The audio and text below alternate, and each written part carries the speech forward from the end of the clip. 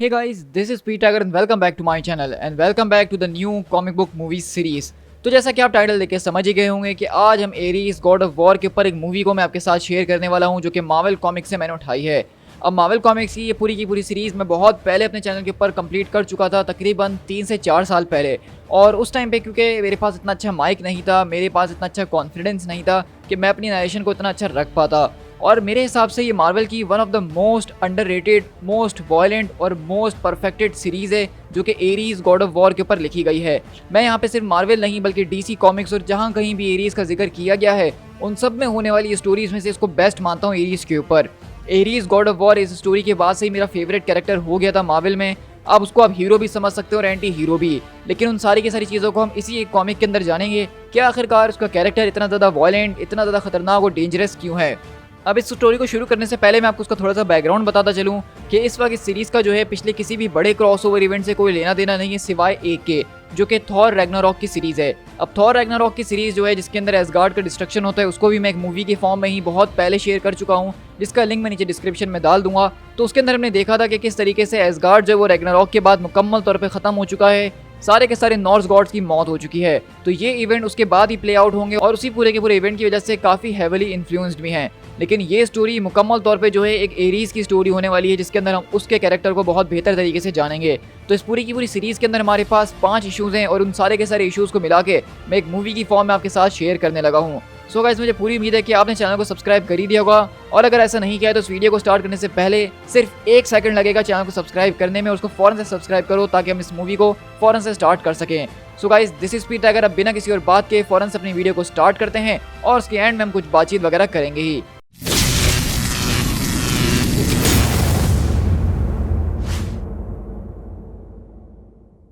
मेरे लिए तुम सबसे ज्यादा हेटफुल गॉड्स और सारे के सारे गॉड्स में से हैं जो भी ओलंपस के ऊपर रहते हैं। तुम हमेशा अपने आप से लड़ते रहते हो और दूसरों से जिनको तुम मोहब्बत करते हो, और इसीलिए तुम्हें इतने वक्त से जो है हमने इस ब्राइट स्काई के अंदर गॉड्स के बीच बैठने की इजाज़त नहीं दी और तुम्हें वापसी हम सबके नीचे भेज दिया गया है। जैसा कि तुम देख सकते हो कि गॉड्स मेरे बारे में कुछ इस तरीके से सोचते हैं। एन अनकाउंटेड टाइम अगो, जब ओलंपस जो है एक बहुत ही ऊंची पहाड़ी के ऊपर हुआ करता था, और ये तब की बात है जब इंसान और गॉड्स एक साथ मिलके नहीं रहा करते थे बल्कि गॉड्स सबके ऊपर हुआ करते थे और हर एक चीज़ को अपनी मुट्ठी में रखा करते थे। ये तब की बात है जब आखिरी बार हेडीज ने एक ज़बरदस्त किस्म की असल्ट को माउंट ओलंपस के ऊपर किया था, या जिसको तुम बाद में प्लूटो के नाम से भी जानते होगे। Hades, Lord of the hell, brother of Zeus, वो हमेशा से ओलंपस को अपना बनाना चाहता था।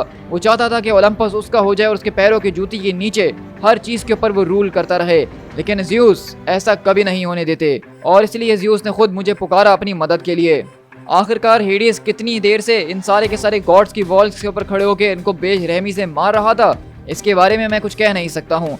लेकिन जब मैं वहाँ उस बैटल के अंदर पहुँचा ज़्यूस के कहने के ऊपर, तो मैं उस बैटल को देख के समझ चुका था कि यहाँ पे जो कुछ भी हुआ है वो कुछ ठीक नहीं हो रहा है। सारे के सारे गॉड्स बहुत ज़्यादा बेरहमी से मार दिए गए हैं। ऐसा लग रहा है कि ज़्यूस और उनकी आर्मीज़ के पास जीतने के लिए अब कोई चीज़ नहीं बची है।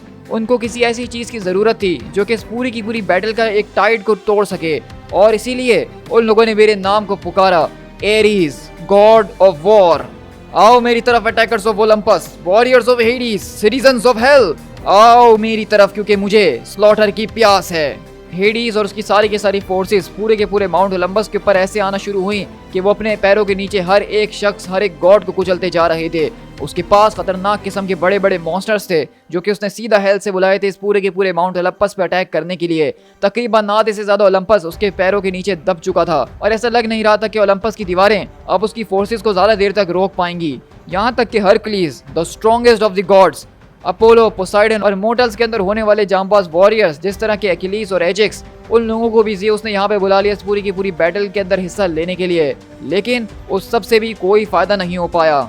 लेकिन जब मेरे फादर ज़्यूस ने सबसे पहली बार मेरा नाम बड़बड़ाना शुरू करा, मुझे बुलाने के लिए उन्होंने आवाज़ निकालना शुरू करी, तो तब वहाँ पे हरक्यूलिस था जो कि वहाँ खड़ा हुआ। उसने कहा कि नहीं, आप उसका नाम नहीं पुकार सकते हैं, अब हम उसको किसी भी वॉर के अंदर शामिल नहीं कर सकते हैं। वो एक ऐसा आदमी है जिसके नाम के अंदर कोई ऑनर नहीं है, जिसके अंदर कोई इंसानियत नहीं है, जिसके पास कोई स्ट्रेटजी नहीं है। क्योंकि अगर हमें इस जंग को जीतना है तो हमें एक ऑनरेबल वॉर लड़नी ही होगी। ऐसा कहना कुछ हरक्यूलिस का था। लेकिन उस पूरी की पूरी बैटल के अंदर चाहे ज़्यूस मुझे बुलाते या ना बुलाते, अब ये साफ हो चुका था कि ये बैटल लड़ना अब इनकी बस की बात नहीं है। तो तभी अचानक मेरे कानों के अंदर आवाज़ गूंजना शुरू हुई, एरीज, एरीज, क्योंकि उस पूरी की पूरी बैटलफील्ड के अंदर हर एक औरत, हर एक बच्चा, हर एक मर्द रो रहा था और चीख चीख के मुझे पुकार रहा था कि मैं उनकी मदद को आ जाऊं। और एरीज का नाम अगर कोई इस तरीके से ले तो वो मुझे इन्वोक करता है। ये सारी की सारी पावर तो मुझे जंग से ही मिलती है ना, यही करने के लिए तो मैं बना हूँ ना। और अगर मैं उनके पुकार के ऊपर वो करने के लिए नहीं आया जिसके लिए मैं बना हूँ, तो आखिरकार मैं किस तरह का गॉड हूँ। उस पूरी की पूरी नेशन को रेप किया जा रहा था, लोगों का जेनोसाइड किया जा रहा था और खून की नदियां बहाई जा रही थी। मैं सीधा वहां पे उस बैटल को लड़ने के लिए या जीतने के लिए नहीं गया, बल्कि मैं वो करने के लिए गया जो कि कभी किसी ने सोचा ही नहीं था। मैं वहां पे गया ताकि मैं बीस्ट ऑफ वॉर को अनलीश कर सकूं, क्योंकि इनहाइलेशन उसका दूसरा नाम एरीज है और एरीज एक आर्ट है और मैं एक आर्टिस्ट हूँ। हेडीज की आर्मीज को कुचल के रख दिया गया और जब मेरी ये पूरी पोम खत्म हुई जिसके अंदर मैंने बेरहमी से सबका स्लॉटर करा, तो उसके बाद एक एपिलॉग मौजूद था। वो सारे के सारे हेलिश आर्मी जो कि जहन्नुम से निकल कर आए थे यहाँ पे हमारे ऊपर अटैक करने के लिए, उनको मार के वापसी भेज दिया गया। लेकिन वो एक पीस के अंदर नहीं गए। मैंने उनकी बॉडी के इतने छोटे छोटे टुकड़े करे और कुछ को जला के राख कर दिया, जिसके ऊपर आज रात का खाना बना के हम जश्न मनाने वाले थे। और बाकी जो बचे कुचे उनके हिस्से थे उनको वापसी उठा के जहन्नुम के अंदर फेंक दिया।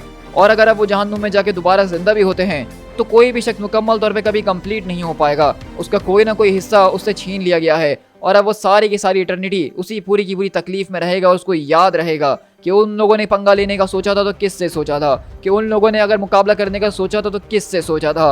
अब सारी जिंदगी वो अपनी बॉडी को देखेंगे, अपने आज़ाओं को देखेंगे जो कि उनकी बॉडी से मिसिंग हैं, और यही याद करते रहेंगे कि उन्होंने एरीज गॉड ऑफ वॉर से लड़के एक बहुत ही बड़ी गलती कर दी। और इस तरीके से सारी जिंदगी वो मेरे नाम को याद रखेंगे। काफ़ी ज़्यादा लंबा अरसा हो चुका है कि जब गॉड्स ऑफ द लाइट के बीच में रहा हूँ। मुझे काफ़ी टाइम से यहाँ से निकाल दिया गया था।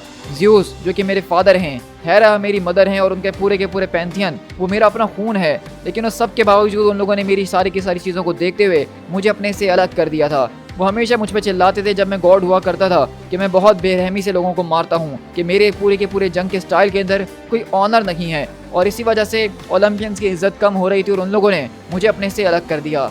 लेकिन आज मुझे ऐसा महसूस हुआ कि आज उन लोगों ने खुद मुझे अपनी मदद के लिए बुलाया और मेरी वजह से ये सारी की सारी जंग वो जीत पाए हैं, जिसके लिए उनको मेरा शुक्रगुजार तो होना ही चाहिए। तो शायद अब वो खुले हाथों से मेरा स्वागत करेंगे। लेकिन इसी तरह हम यहाँ से शिफ्ट होते हैं माउंट ओलंपस के अंदर, जहाँ हम देखते हैं कि सारे के सारे गॉड्स आपस में बातें कर रहे होते हैं, जहाँ पे हरकुलिस बोलता है कि मैंने आपको वॉर्न किया था फादर। हाँ, मैं जानता हूँ कि एरीज जीत चुका है, लेकिन आखिरकार किस कीमत के लिए? क्या आपने देखा नहीं कि वो पुअर सोल्स ऑफ प्लूटो जो हैं, एरीज ने उनकी क्या हालत करी है? उसने उनको मारने के बाद उनकी बॉडी के छोटे छोटे टुकड़े करके यहाँ से वहाँ बिखरा दिए हैं, ताकि वो सारी की सारी इटर्निटी इसी तरह भटकते रहें बिना अपनी बॉडीज के। हाँ, तुम ठीक कहते हो मेरे बेटे हरकुलिस, लेकिन हमें ये बात भी ध्यान में रखनी चाहिए कि आज की लड़ाई कितनी ज्यादा खतरनाक हो चुकी थी। यहाँ तक कि मार्टिएस्ट वॉरियर्स जैसे कि हरकुलिस वो भी इस बैटल को रोक नहीं पा रहे थे। मुझे माफ कीजिएगा फादर, लेकिन मैं इससे एक बेहतर आदमी बन सकता हूँ, मैं इससे ज्यादा ताकतवर हूँ। देखो मेरे बेटे, जंग हमेशा जो है वो स्ट्रेंथ से नहीं जीती जाती, ना ही ऑनर के साथ। कभी कभार तुम्हें एक जंग के अंदर ऐसी चीजें करने के लिए तैयार रहना पड़ता है जो कि कोई सोच भी नहीं सकता है। कभी कभार तुम्हें जंग के अंदर लोगों की जानें लेनी पड़ती हैं, वो भी बिना किसी हेजिटेशन के। तुम्हें स्लॉटर करना पड़ता है बिना किसी पॉज के। तुम्हें लोगों की दिमागों को अपने मुट्ठी में लेना पड़ता है और उनको दिखाना पड़ता है कि तुम आखिरकार क्या चीज हो और तुमसे लोगों को क्यों डरना चाहिए। और यही सब कुछ एरीज के अंदर मौजूद है और यही सब उसने आज करा है। और आज जो उसने किया है उसके बाद किसी भी गॉड या किसी भी शख्स की ऐसी हिम्मत नहीं होगी कि वो माउंट ओलंपस की तरफ दोबारा नजर उठा के देख भी सके। तो वहीं से हेरा बोलती है कि हाँ, आप ठीक कह रहे हैं ज़्यूस के हम एक ज़बरदस्त तरीके की फोर्स तो बन गए हैं, लेकिन ये फोर्स ऑफ इविल है। हम गॉड्स और हम इस तरह इविल तरीके से नहीं लड़ सकते हैं। हम सारे के सारे गॉड्स ऑफ द लाइट्स कहलाते हैं। अगर लोग देखेंगे कि हम इस तरीके से लड़ते हैं जानवरों की तरह, तो वो हमारे बारे में क्या सोचेंगे।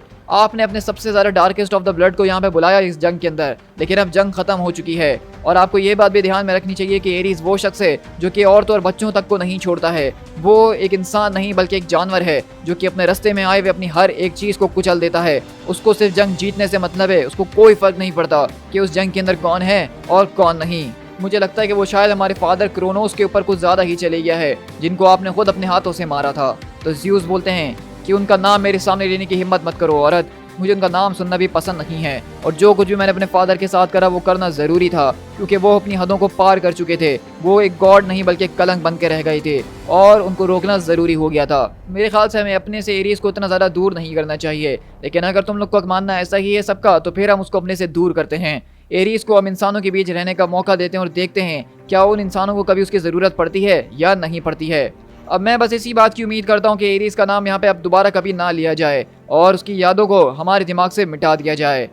तो उसी तरह हम देखते हैं कि बेसिकली यहाँ पे एरीज खड़ा हुआ इनकी ये सारी की सारी बातें चुपके से सुन रहा होता है।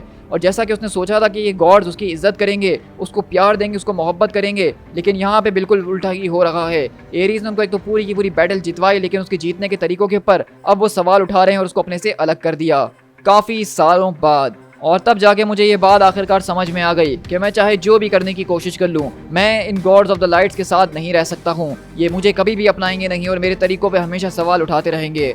इसमें सबसे बुरी बात पता है क्या है कि मैंने अपने आप के बारे में ये सोचने की कोशिश करी कि मैं इनके साथ रह सकता हूँ। इन दैट मूवमेंट मैंने इस बात की कसम खा ली कि मैं आज के बाद कभी एरीज नहीं बनूंगा। मैं शीशे के सामने खड़ा हुआ और मैंने कहा कि आज के बाद एरीज का नामो निशान मिटा दिया जाएगा। मैंने अपनी पीठ फेर ली, सारे के सारे गॉड्स, वॉर और एरीज के मुतालिक जो कोई भी चीज़ थी, मैं अर्थ के ऊपर चले गया और वहाँ पे मैंने एक नई शुरुआत करने के बारे में सोचा एज अ मोर्टल मैन। मुझे इस अर्थ के ऊपर अब काफ़ी साल हो चुके हैं और मैं अपनी एक नई आइडेंटिटी लेके यहाँ पे रह रहा हूँ। काफ़ी ज़्यादा साल गुजर चुके हैं, मैंने खून को देखा तक नहीं और ना ही किसी वेपन को अपने हाथ में उठाया। इंस्टेड बैटल फील्ड्स की जगह मैं यहाँ पे सॉकर फील्ड्स के अंदर टाइम बिताना अब ज़्यादा पसंद करता हूँ। मेरी बैटल जो है अब यहाँ पे बैड टाइम और वीडियो गेम्स के ऊपर होती हैं। और हम देखते हैं कि यहाँ पे काफ़ी सालों के बाद अब एरीज जो है वो अर्थ के ऊपर एक इंसान के रूप में रह रहा है जिसका एक छोटा बच्चा भी है। और अगले पल हम देखते हैं कि वहाँ से एक लेडी आती है और कहती है, मिस्टर एरन, आपका बहुत बहुत शुक्रिया कि आप पेरेंट टीचर मीटिंग कर अंदर आए। मैं हूँ मिसेस एरिन, आपके बेटे की टीचर। आपसे मिलके काफ़ी ज़्यादा अच्छा लगा। हाँ, मुझे भी आपसे मिलके काफ़ी अच्छा लगा। आप मुझे जॉन बुला सकती हैं। एक फादर बन के ज़िंदगी गुजारना सच में इसके अंदर काफ़ी ज़्यादा मज़ा आता है। कभी पहले मैं एक ऐसा इंसान हुआ करता था जो कि बड़े बड़े राजाओं को स्लॉटर कर दिया करता था, लेकिन अब मैंने वो सारी की सारी चीज़ों को पीछे छोड़ दिया है।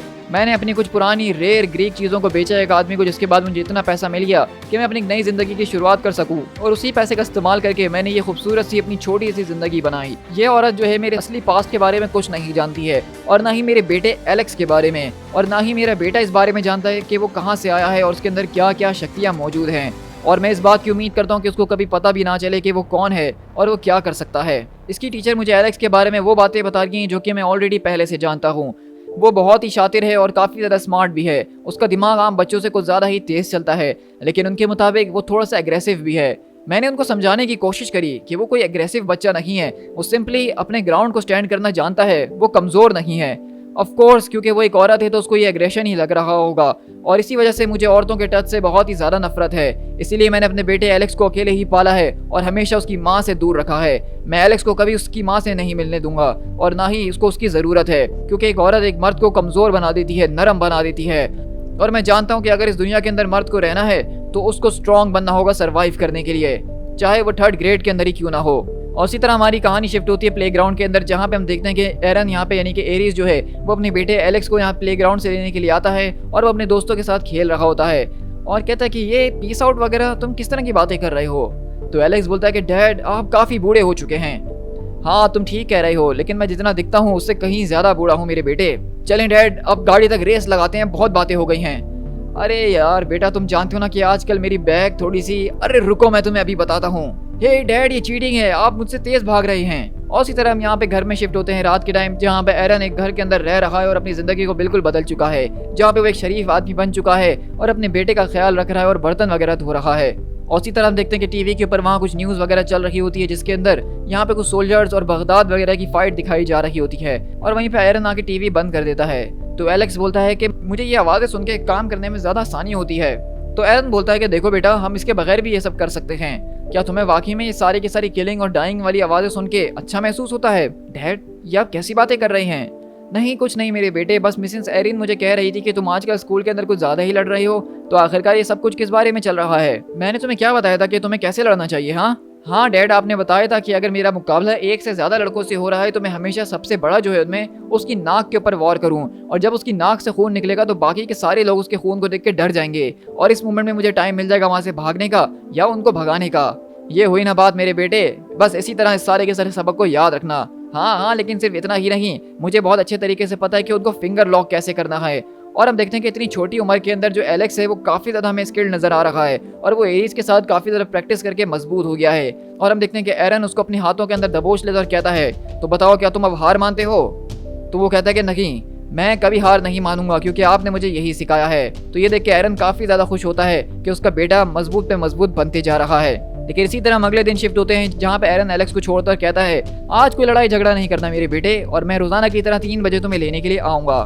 ठीक है डैड, जैसा आप कहें। हे क्वीन, मेरे लिए इंतजार नहीं करोगे? और इसी तरह हम देखते हैं कि एरीज यहाँ पे अपने काम धंधे के ऊपर चले जाता है जहाँ पे वह कंस्ट्रक्शन साइट के ऊपर एक मजदूर का काम करता है। लेकिन यहीं पे हम देखते हैं कि एक बच्चा स्केट बोर्ड पर आके उसको तंग करने की बार बार कोशिशें कर रहा होता है। तो एरन बोलता है कि हे बच्चे, आखिरकार तुम्हारा मसला क्या है? तुम यहाँ पे कर क्या रहे हो? मैं क्या कर रहा हूँ? तुम्हें नजर नहीं आ रहा कि मैं यहाँ मजे कर रहा हूँ? तुम बताओ कि तुम इतनी धूप के अंदर क्या कर रहे हो? मैं अभी इस वक्त तो तुम्हारी शामत बुलाने की तैयारी कर रहा हूँ। यहाँ से फौरन निकलो लड़के, वरना मैं तुम्हारा हाल बुरा कर दूंगा। लड़के, तुमने तो मेरा दिल ही जीत लिया। देखो मैं जितना नजर आ रहा हूँ उससे काफी ज्यादा बूढ़ा हूँ। अच्छा ऐसी बात है, तो आओ मेरे पास, मैं फिर अच्छी तरीके से देखूँ कि तुम हो कौन। लेकिन अगले पल हम देखते हैं कि वो लड़का अचानक से बहुत तेजी से घूमना शुरू कर देता है और एक तरह का पूरा जो है विंड स्टॉर्म बना देता है। और वहीं पे एरन अपने आप को संभालने की कोशिश करता है, लेकिन अगले पल जब वो देखता है तो वो आदमी वहाँ आसमान के अंदर उड़ना शुरू कर देता है और कहता है क्या हुआ? क्या तुमने मुझे वाकई में नहीं पहचाना? मुझे लगा था कि मैं भी तुम्हारी तरह अगर अर्थ पे सेटल हो जाऊंगा, सब चीजों की शुरुआत करूंगा दोबारा से, तो काफी मजा आएगा। लेकिन तुम तो यहाँ पे कारपेंटर बनके एक स्टूपिड लाइफ गुजार रहे हो यार। तो वहीं से एरन बोलता है कि हरमीज, तो ये तुम हो? तो बताओ कि आखिरकार तुम इतने सालों के बाद मुझे क्यों तंग करने के लिए आए हो? वॉर, एक जंग चल रही है, गॉड्स तुम्हें बार बार पुकार रही हैं एरीज, और तुम्हें उनका जवाब देना ही होगा। एसगार्ड जो है वो गिर चुका है, इसी वजह से जो ओलंपस के दुश्मन थे वो उसको एक वीकनेस समझ रहे हैं ओलंपस की, और हमारे ऊपर अटैक करना शुरू कर चुके हैं। देखो हरमीज, मैं तुम्हें साफ तरीके से कह देता हूँ कि ओलंपस के जो कोई भी दुश्मन है, मुझे उनसे कोई लेना देना नहीं है। जो तुम्हारा है उसको तुम अपने पास ही रखो। यहाँ से फौरन चले जाओ, इससे पहले कि मैं तुम्हारा खून बहाना शुरू करूँ। ओ, लगता है कि वो रूमर्स बिल्कुल सच थे कि गॉड ऑफ वॉर सच में रिटायर हो चुका है। हाँ, तो क्या ऐसी बात है? लेकिन अगले पल हम देखते हैं कि एरन वहाँ पे अपनी उस प्रेशर गन से उस कुछ कीले जो हैं उसके पैर के आर पार कर देता है उस बोर्ड से, और कहता है कि क्या तुम भूल रहे हो कि कुछ कल्चर्स के अंदर मैसेंजर को जिंदा नहीं छोड़ा जाता और उसको जान से मार दिया जाता है। और अगले पल एरन उसकी गर्दन अपने हाथ में दबोचता और कहता है इस बात को एक कान खोल के सुन लो, क्योंकि मैं ये आखिरी बार ही कहूंगा कि गॉड्स चाहे मुझे अब कितनी बार भी कभी भी पुकारने की कोशिश क्यों ना कर लें, मैं कभी भी उनकी पुकार का जवाब नहीं दूंगा। वो सब कुछ अब मैं पीछे छोड़कर आ चुका हूँ। जाओ और जाके ये मैसेज ज़्यूस को दे दो। अगर वो सारे के सारे गॉड चाहते हैं दोबारा से एरीज को जगाना, तो ये बात याद रखें कि एरीज वहाँ पे सिर्फ उनके डूम के लिए ही आएगा। अगर अब एरीज दोबारा जागा तो इस बात को याद रखना कि वो वहाँ पे ओलंपस को बचाने नहीं, बल्कि ओलंपस की दीवारों को अपने हाथों से तोड़ने के लिए आएगा। और अगर कोई इसको रोकने के लिए उसके सामने आया तो सारा का सारा ओलंपियन खून एरीज अपने हाथों से ही बहा देगा। अगर वो एरीज को चाहते हैं तो उनको बोलना कि एक बार मुझे और पुकार के देख लें, और देख लेना उसके बाद जो मैं वॉर अपने साथ लेकर आऊंगा वो इससे पहले तुम गॉड्स ने कभी नहीं देखी होगी। अब जाओ यहाँ से और लौट कर कभी आने की हिम्मत नहीं करना। तो हम देखते हैं कि यहाँ पे एरन काफी ज़्यादा ज़बरदस्त तरीके की धमकी देता है, और वहीं से हरमीज उसको देखता हुआ डर जाता है और यहीं से सीधा बहुत स्पीड में गायब हो जाता है। काफ़ी सालों से मैं इस घर के अंदर रह रहा हूँ और किसी को मेरे ऊपर शक तक नहीं हुआ। मैं एक ऑनरेबल जॉब कर रहा हूँ और अपने हाथ से मेहनत मजदूरी करके पैसा कमाता हूँ, लेकिन अब मेरी ये ज़िंदगी ख़त्म हो चुकी है। गॉड्स को पता चल चुका है कि मैं यहाँ रह रहा हूँ, और लगता है कि वो मेरे पीछे आने की दोबारा कोशिश करेंगे। अब हमें यहाँ से जाना होगा बिना किसी ट्रेस को छोड़े हुए। लेकिन आखिरकार मैं ये सारी की सारी बातें अपने बेटे एलेक्स को कैसे समझाऊंगा? मैंने इससे पहले हज़ारों लोगों को जंग के अंदर लीड किया है। मैंने लोगों के मुँह पे कहा है कि वो इस जंग के अंदर मर सकते हैं, लेकिन अब मुझे अपने बेटे से बात करने में डर लग रहा है। ये सब चल क्या रहा है? मैं उससे क्या कहूँगा कि तुम्हारे फादर तुम्हारी सारी ज़िंदगी एक झूठ है, जैसा उसको लगता है ये बिल्कुल वैसा नहीं है, या वो मेरे बारे में जो सोच रहा था मैं वो नहीं हूँ। आखिरकार मैं उससे कहूँ तो क्या कहूँ? लेकिन अगले पल हम देखते हैं कि वहाँ पे फ़ोन की घंटी बजती है और एरीज बोलता है कि क्या तुम्हारा दिमाग ख़राब हो चुका है? और अगले पल हम देखते हैं कि एरीज भागता हुआ सीधा स्कूल पहुँचता है, जहाँ पे ये बात पता चलती है कि दरअसल उसका बेटा एलेक्स जो है वो स्कूल से गायब हो चुका है, और यहाँ पे पुलिस वगैरह सब आ चुके हैं और काफ़ी बड़ा तमाशा हो चुका है, जिसको देख के यहाँ पे एरन काफ़ी ज़्यादा गुस्से में आ चुका होता है। और सब उसको कंट्रोल करने के लिए कहते हैं कि आप ज़रा काम डाउन कीजिए, हम यहाँ पे चीज़ों को चेक कर रहे हैं और इसलिए हमने आधे घंटे का टाइम लिया ताकि हम पहले स्कूल के अंदर चेक कर सकें और उसके बाद आपको खबर दें। इसी तरह हम देखते हैं कि वहाँ पे पुलिस और डिटेक्टिव जो है बेसिकली उसके बेटे के रिकॉर्ड्स वगैरह निकाल रहे होते हैं ताकि उसको तलाश कर सकें। लेकिन वहीं से पुलिस वाला आता और कहता है मुझे लगता है कि यहाँ पे कोई गलती हो चुकी है, क्योंकि एलेक्स का सोशल सिक्योरिटी इन्फॉर्मेशन जो है वो रिकॉर्ड शो ही नहीं हो रहा है। आपके बेटे की कोई इन्फॉर्मेशन हमारे पास आ ही नहीं रही है। तो वहीं से एरन बोलता है उसका सोशल सिक्योरिटी नंबर? आखिरकार इस पूरी की पूरी चीज से तुम मेरे बेटे को कैसे वापसी लाने वाले हो? क्या तुम लोग यहीं खड़े हो के मेरी शक्ल देखते रहोगे, या कुछ काम वगैरह करने के बारे में सोचा भी है? क्या तुम लोगों ने देखा कि कोई स्ट्रेंजर इस बिल्डिंग के अंदर आया हो? क्या तुमने सीसीटीवी फुटेज को देखा है? मिस्टर एरन, आप जरा काम डाउन कीजिए, हम इन सारी की सारी चीजों को देख रहे हैं, लेकिन आप मुझे ये बताइए, तुम अपना काम करो, उसको ढूंढने की कोशिश करो और मैं उसको अपने तरीके से ढूंढूंगा और मेरे रास्ते में अब आने की कोशिश मत करना। और इसी तरह हम देखते हैं कि एरन यहाँ से काफी ज्यादा गुस्से में अपनी गाड़ी में बैठ के सीधा अपने घर पहुंचता है। लेकिन हम देखते हैं कि यहाँ पे क्योंकि उसके बेटे को उठा के ले जाया गया है, तो एरन वापसी एरीज के अंदर बदल रहा है और कहता है, आखिरकार मैं किसको पागल बना रहा था, Aries God of war retire हो चुका है, मैं सच में एक बहुत ही बड़ा फूल हूँ, मैं उस चीज से नहीं भाग सकता हूँ जो चीज मैं हूँ, क्योंकि मैं अब इस बारे में ज्यादा झूठ नहीं बोल सकता हूँ, मैं हमेशा से ही गॉड ऑफ वॉर रहा हूँ, अब चाहे वो एरीज हो या एरन ही क्यों ना हो, मैं यही हूँ। मुझे पता चल चुका है कि वो ज़्यूस ही हैं जो कि मेरे बेटे एलेक्स को मुझसे दूर लेकर गए हैं, क्योंकि मैंने उनको एक धमकी देके इनकार कर दिया था कि मैं उनकी मदद के लिए नहीं आऊँगा। उन्होंने ये सोचा होगा कि यह बात मुझे गुस्सा दिलाएगी और एरीज गॉड ऑफ वॉर जो है वो जाग जाएगा। लगता है कि वो इस बारे में बिल्कुल ठीक थे। लेकिन अगले ही पल हम देखते हैं कि उसके घर के बाहर वहाँ पे वो पुलिस और डिटेक्टिव पहुँचते हैं और वो पुलिस वाला बोलता है कि डिटेक्टिव, रियली मुझे नहीं लगता कि हमें इस वक्त उससे सारे के सारे सवालों को पूछना चाहिए। तो डिटेक्टिव बोलता है कि मेरी बात ज़रा कान खोल के सुनो, यहाँ पे सिर्फ उसके लड़के का सोशल सिक्योरिटी नंबर गलत नहीं है, बल्कि यहाँ पे उसका भी कोई नंबर नहीं है। इसका मतलब उस लड़के की कोई हिस्ट्री हमारे पास मौजूद नहीं है, ना ही कोई उसकी फैमिली, ना ही उसका कोई पास्ट, यहाँ तक कि यह आदमी, इसका भी हमारे पास कोई रिकॉर्ड नहीं है। मैं तो इस बारे में श्योर भी नहीं हूँ कि ये बेटा उसका है भी कि नहीं। गुस्से और पैनिक के अंदर मैं ठीक तरीके से सोच नहीं पा रहा था, लेकिन अब मैं सब कुछ ठीक तरीके से सोच रहा हूँ। मैं जानता हूँ इस वक्त कि मेरा बेटा एलेक्स कहाँ है, लेकिन अगर मुझे उसको जाके वापसी हासिल करना है तो मुझे उन गॉड्स को अपना पुराना चेहरा यानी एरीज का चेहरा दिखाना होगा। मैं जाऊँगा और जाके उन सारे के सारे गॉड्स को फेस करूँगा जिनको मैं हमेशा से जानता हूँ। वो एरीज चाहते थे ना, तो मैं उनको एरीज ही दूंगा और मैं उनको इस बात का पछतावा दिलवा के रहूँगा कि उन्होंने एक बहुत ही बड़ी गलती कर दी है एरीज को वापसी जगा के। और अगले ही बार हम देखते हैं कि एरीज यहाँ पे अपने सारे के सारे गेटअप को, अपने बाल काटता है, अपनी गन्स वगैरह को लेके अपने कॉस्ट्यूम के अंदर आता है और घर से बाहर निकल रहा होता है।